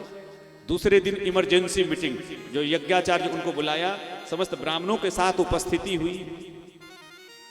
राजा महाराज अचानक मीटिंग और यज्ञाचार्य को ब्राह्मणों के साथ जब उपस्थित, यज्ञाचार्य की धड़कन बढ़ गई कि अब तो लगता है कि कुछ गड़बड़, क्योंकि हम लोगों ने खीर खा ली है और ये बात केवल हम ही जानते हैं, और यदि राजा को मालूम पड़ गया तो इस अपराध के लिए बड़ा से बड़ा दंड, मृत्यु दंड भी दे सकते हैं। महाराज यज्ञाचार्य को प्रणाम किया है। राजा ने कहा कि महाराज यज्ञाचार्य जी आप बताएं कि आज यज्ञ आपने कैसा किया। अब यज्ञाचार्य भरी सभा में रोने लगे, हाथ जोड़ करके राजा से माफी मांगने लगे कि महाराज हमसे बड़ी भारी गलती हुई है। बोले कि हुआ क्या है? बोले जो खीर जो हवन में डलना चाहिए था हम सब ब्राह्मण मिलकर के खा गए हैं। तो राजा अतिशय प्रसन्न हो गए।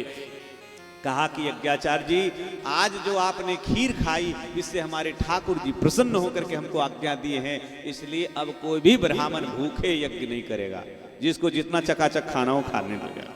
इसलिए विप्रधेनु सुर संत हित लिन्न मनुज अवतार, ब्राह्मणों मुखमासित कहा गया कि विप्र के माध्यम से, संत के माध्यम से ठाकुर जी भोजन जिमते हैं। नामदेव जी ने देखा कि भोग लगाए 1 घंटा हो गया, 1 रोटी भी टस से मस न हुई।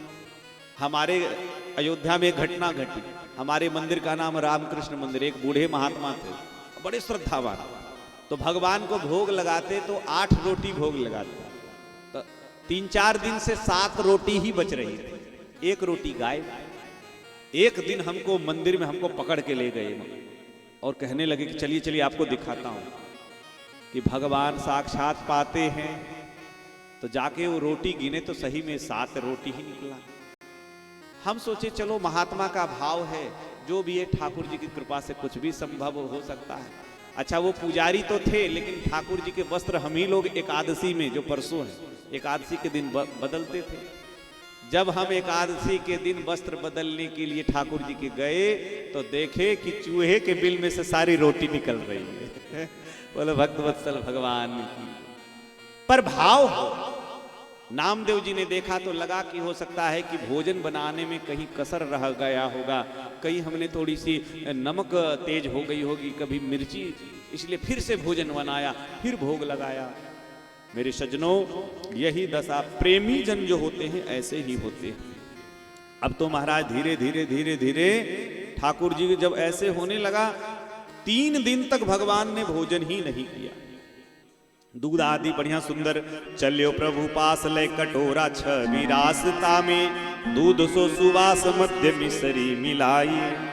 मिश्री आदि दूध का भोग लगाते, कुछ भी भोग लगाते, ठाकुर जी नहीं पाते। पर हर बार लगता कि ये कमी लग गई, अपनी कमी अपनी। 3 दिन तक ऐसे करते रहे, अपनी कमी ढूंढते रहे। चौथे दिन नामदेव जी को क्रोध आया कि 3 दिन तक वो भी भूखे हैं, छोटी अवस्था है। चौथे दिन क्रोध में आकर करके और महाराज एक छुरी चाकू लाए, बढ़िया तेज कर किया हुआ चाकू ले आए और भगवान के सामने रख दिए। बोले ठाकुर जी, अब तक तो हमने आपसे बहुत प्रेम किया, आज तक हमने आपको प्रेम दिया है, लेकिन आज उसका बदला चुकाने का। आज या तो तुम रहोगे या तो मैं रहूंगा, 2 में से एक रहेंगे। ये छुरी देख लो, यदि भोजन तुमने नहीं पाया तो मैं अपना गला काट करके अपना हत्या कर लूंगा, मरने का दोष आपको लगेगा। अब तो नामदेव जी फिर कटोरा रखा, फिर भोग लगा, लेकिन ज्यों ही इस प्रकार से फिर भगवान ना पाए, तो भगवान जब नहीं पाए तो क्रोध के मारे नामदेव जी ने चाकू का प्रहार अपने गले पर किया। चाकू को ज्यों ही चलाया, वो मूर्ति में से ठाकुर जी उछल करके और नामदेव जी के हाथ को पकड़ लिया। बोलो भक्त वत्सल भगवान की जय। और भगवान के मंद मुस्कान का दर्शन कर करके महाराज नामदेव जी बड़े प्रसन्न हो गए। कहा कि जब भोजन पाना नहीं था तो हमको जिंदा बचा क्यों लिए, मर जाने देते, आज हम मर जाते अच्छा रहता। बोले नामदेव, हम तुम्हारी श्रद्धा को देख रहे थे, तुम कितने तितिक्षु हो, कितने सहनशील हो। एक साधक को ऐसा नहीं कि भगवान का दर्शन नहीं हुआ तो भजन छोड़ दे। हमारे जीवन में थोड़ा कुछ गलती होता, पहले गाली भगवान को देते, अरे भगवान ने ये बिगाड़ दिया, भगवान ने ये कर दिया। साधक कभी ऐसा नहीं कर सकता है। फिर तो भगवान के प्रति, और भगवान ने कहा कि नामदेव, अब मैं आ गया हूं, तुम अपने हाथ से दो और मैं उसको जीमूंगा। दूध का कटोरा ठाकुर जी को स्वयं पिलाया है और महाराज फिर तो भगवान भोग पाने लगे इतने सरसता से। अब तो रोज जब भगवान भोजन पाने लगे, अब देखिए यहां भी एक सुंदर कथा है कि भगवान भी भूखे थे, भक्त के भाव के भी भूखे थे। भोजन जितना था जल्दी जल्दी में पा लिया, इतना भी छोड़ा नहीं। नामदेव जी नाराज हो गए, बोले कैसे भगवान हो, अरे 3 दिन से मेहनत करके हम भोजन बनाए तो कम से कम एक बार भोजन बनाने वाले का भी तो ध्यान देते। अरे भूख आपको भी लगी तो हमारा पेट नहीं क्या, अरे प्रसादी थोड़ा हमको भी छोड़ देते। भगवान मुस्कुराने लगे। तो मेरे सज्जनों, ऐसे करके अब तो भगवान रोज भोजन होता है तो रोज प्रसादी बनती है और नामदेव जी भगवान के प्रसाद को पाते हैं। साक्षात प्रकट होकर के श्री जानकी जी, श्री लखन भैया के साथ आज धन्य हो गए। आप सोचिए कि मात्र 6 वर्ष की अवस्था है और सिद्ध बन गए ठाकुर जी का दर्शन करके। कुछ दिन के बाद जब नाना जी लौट करके आए और नाना जी ने पूछा, कहा कि और नामा मंदिर में सेवा पूजा? बोले हाँ नाना जी साहब, चकाचक चल रहा है। एक संत तो इसमें और भी कथा जोड़ देते हैं, कहते हैं कि नामदेव जी इतने सुंदर भाव से हो गए कि जब पहले राम जी भोजन पाते, फिर जानकी मैया भी आके भोजन पाने लगी, फिर लक्ष्मण जी पाने लगे, फिर हनुमान जी आ गए। महाराज जब पूरा राम दरबार आने लगा तो नामदेव जी कहने लगे, भगवान को एक दिन डांट दिया, कहा कि तुम कैसे भगवान हो? अरे मैं छोटा बच्चा हूं, इतना मेहनत करके बनाता हूं, पहले एक आदमी को बनाने में तो चलो ठीक है, अब तुम पूरी जमात लेकर के आ गए हो, दिन भर भजन पूजन दूसरा कर नहीं पाता हूं।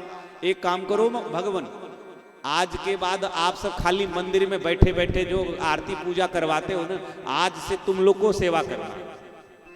मैया जानकी को सेवा सौंप दिया, बोले रसोई बनाओ। हनुमान जी को लकड़ी लाने का, लखन भैया को पानी भरने का। राम जी ने कहा भाई जब सबको सेवा दे दी तो हमको भी दे दो। नामदेव जी ने मुस्कुरा के कहा आप सिंहासन बैठ के खाली देखते रहिए कि भोजन ठीक बन रहा है, बढ़िया सिद्ध हुआ कि नहीं, रोटी कच्ची तो नहीं रह गई, दूध ठीक से औटा कि नहीं। तो कहते हैं कि पूरा राम दरबार, पूरे विभीषण जी आ गए, सुग्रीव जी आ गए, पूरे आकर के, और महाराज साल भर की खर्ची मात्र 1 महीना में सब खत्म हो गई। अब नामदेव जी आए, नामदेव जी ने कहा और नामा? बोले साहब ठीक है, थोड़ा बोले अन्न की कमी हो गई। वामदेव जी घबरा गए कि पूरी कोठी में भर के गए थे, 1 महीना में इतना खा गया ये अकेला। पूछा तब बताए कि बोले हम अकेले नहीं खाते, आप ही ने तो कहा था मंदिर में जब भी भोग लगाना तो भगवान को। अरे तो पहले भगवान को भोग लगाया, फिर उनकी पत्नी जानकी जी आई, फिर भैया आ गए, फिर पूरी जमात आ गई। अब तो पूरी जमात की पूरी खुला भंडारा चल रहा है महाराज, तो मैं क्या करूं? तो वामदेव जी को लगा कि छोटा बच्चा है, ऐसे बोल रहा होगा, विश्वास नहीं हुआ। आज भी भोग लगाया मंदिर में, बोले कि आज मैं दिखाऊंगा। जब मंदिर में देखा तो भगवान ने भोग नहीं पाए, पूर्व के जैसे भी हो गए। तब फिर नामदेव जी ने वही अपनाई, वही विद्या अपनाई महाराज। फिर चाकू लगा करके दिखाया, फिर प्रकट हुआ। तो नामदेव जी अपने तो दर्शन भगवान का आपने किया ही किया, जय हो। भगवान का दर्शन अपने नाना को करा दिया। और यहाँ लिखा है कि जब भगवान का दर्शन किया है वामदेव जी ने, पूरे शरीर में रोमांच हो गया और अपने नाती को प्रणाम किया है। बोलो भक्त वत्सल भगवान की जय। धन्य है वो नाती जिसकी वजह से वामदेव जी रोने लगे कि मेरी सेवा पूजा करते ये दाढ़ी पक गई, लेकिन आज तक भगवान का दर्शन नहीं हुआ। धन्य है नामा, तुम्हारे प्रताप से आज हमको भी भगवान का दर्शन हो गया। इसलिए तुम तो भले नाती हो, लेकिन गुरु तो मेरे तुम ही हो गए। इसलिए आज से तुम गुरु मैं चेला। फिर तो खूब नाना नाती बड़ी सेवा कर रहे हैं। आगे और भी बड़ी सुंदर सुंदर कथा है नामदेव जी की, तो हम लोग चलेंगे। एक भजन भगवान के नाम की बड़ी महिमा के साथ अपनी वाणी को विराम देंगे। हमारे शिव कुमार जी कुछ कहेंगे भी। भगवान का नाम बड़ा सुखदायी है और हमारे साथ भी आप लोग बड़े भाव के साथ गुनगुनाएंगे। उसके पूर्व महाराज जी आदेश हुआ है, हम सबका परम सौभाग्य हमारे इस आयोजन में हमारे क्षेत्र की विभूतियां भी निरंतर हमको दर्शन देकर कृतार्थ कर रही हैं। आज इसी क्रम में हमारे बीच में पूज्यपाद श्री पंडित राजन जी सहारिया जी सुहागपुर, आप मंच पर आपने पदार्पण किया है, हम सबको कृतार्थ किया है। यज्ञ समिति आपका बहुत बहुत स्वागत वंदन अभिनंदन करती है। जोरदार करतल ध्वनि से पूज्यपाद महाराज जी का स्वागत वंदन कर देवें। महाराज जी के स्वागत के लिए मैं स्वयं हमारे इस कार्यक्रम के सूत्रधार पूज्यपाद भूरेगिरी महाराज जी को आमंत्रित करता हूं। आप आकर महाराज जी का स्वागत वंदन करें।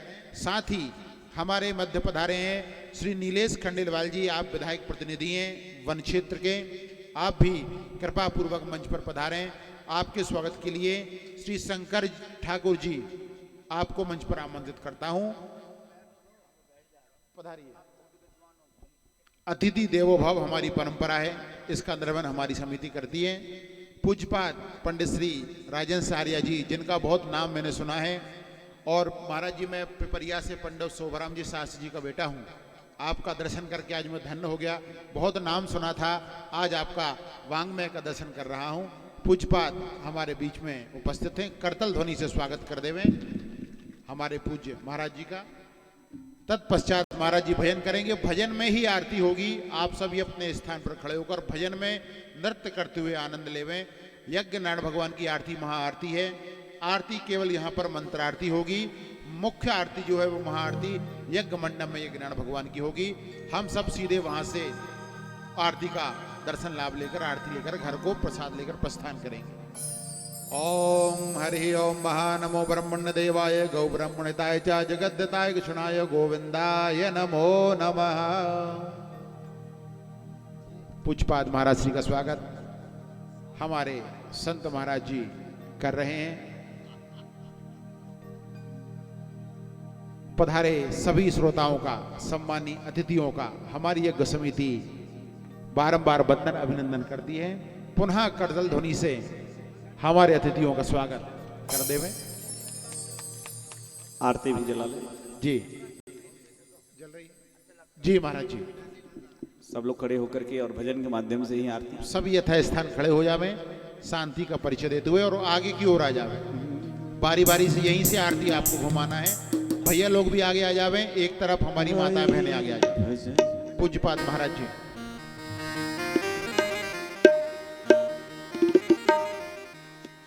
राम नाम सुखदाई, भजन करो भाई, ये जीवन दो दिन का।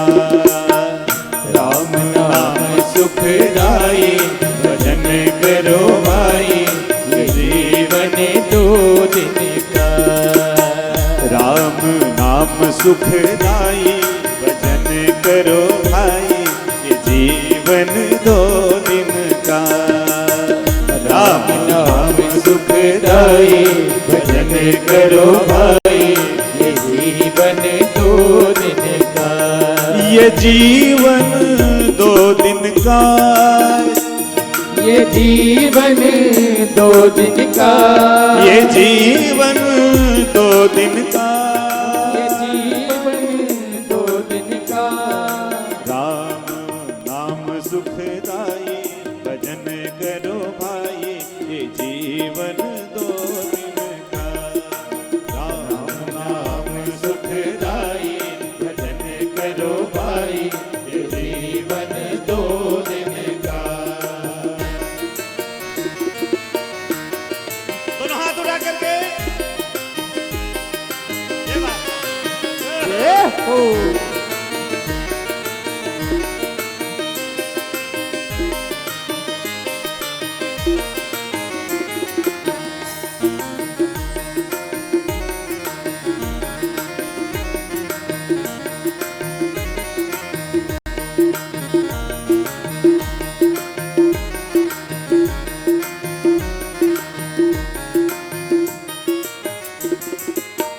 ये तन है जंगल की लकड़ी। ये तन है जंगल की लकड़ी। ये तन है जंगल की लकड़ी। ये तन है जंगल की लकड़ी। ये तन है जंगल की लकड़ी। ये तन है जंगल की लकड़ी। अजी आग लगे जल जाई भजन करो भाई ये जीवन दो दिन का। राम नाम सुखदाई भजन करो भाई ये जीवन दो दिन का। राम नाम सुखदाई भजन करो भाई ये जीवन दो दिन का।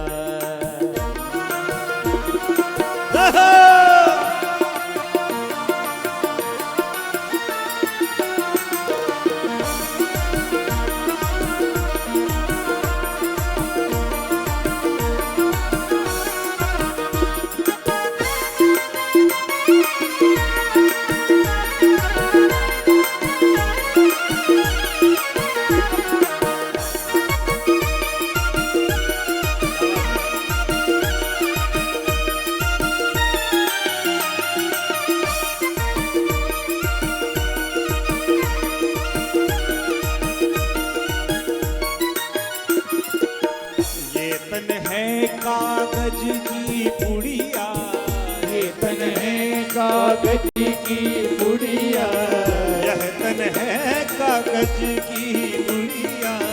यह तन है कागज की पुड़िया। अजी हवा चले उड़ जाए भजन करो भाई ये जीवन दो दिन का।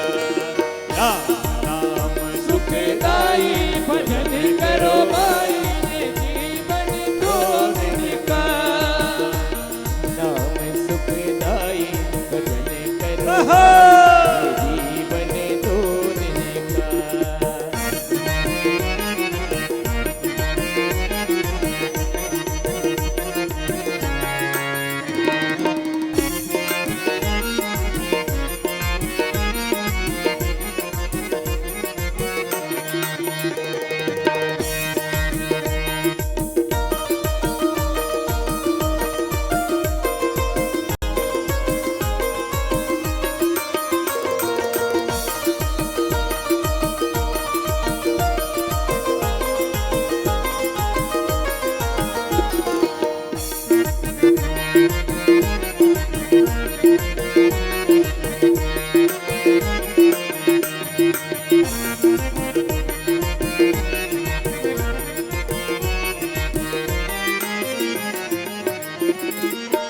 ये तन है माटी का पुतला।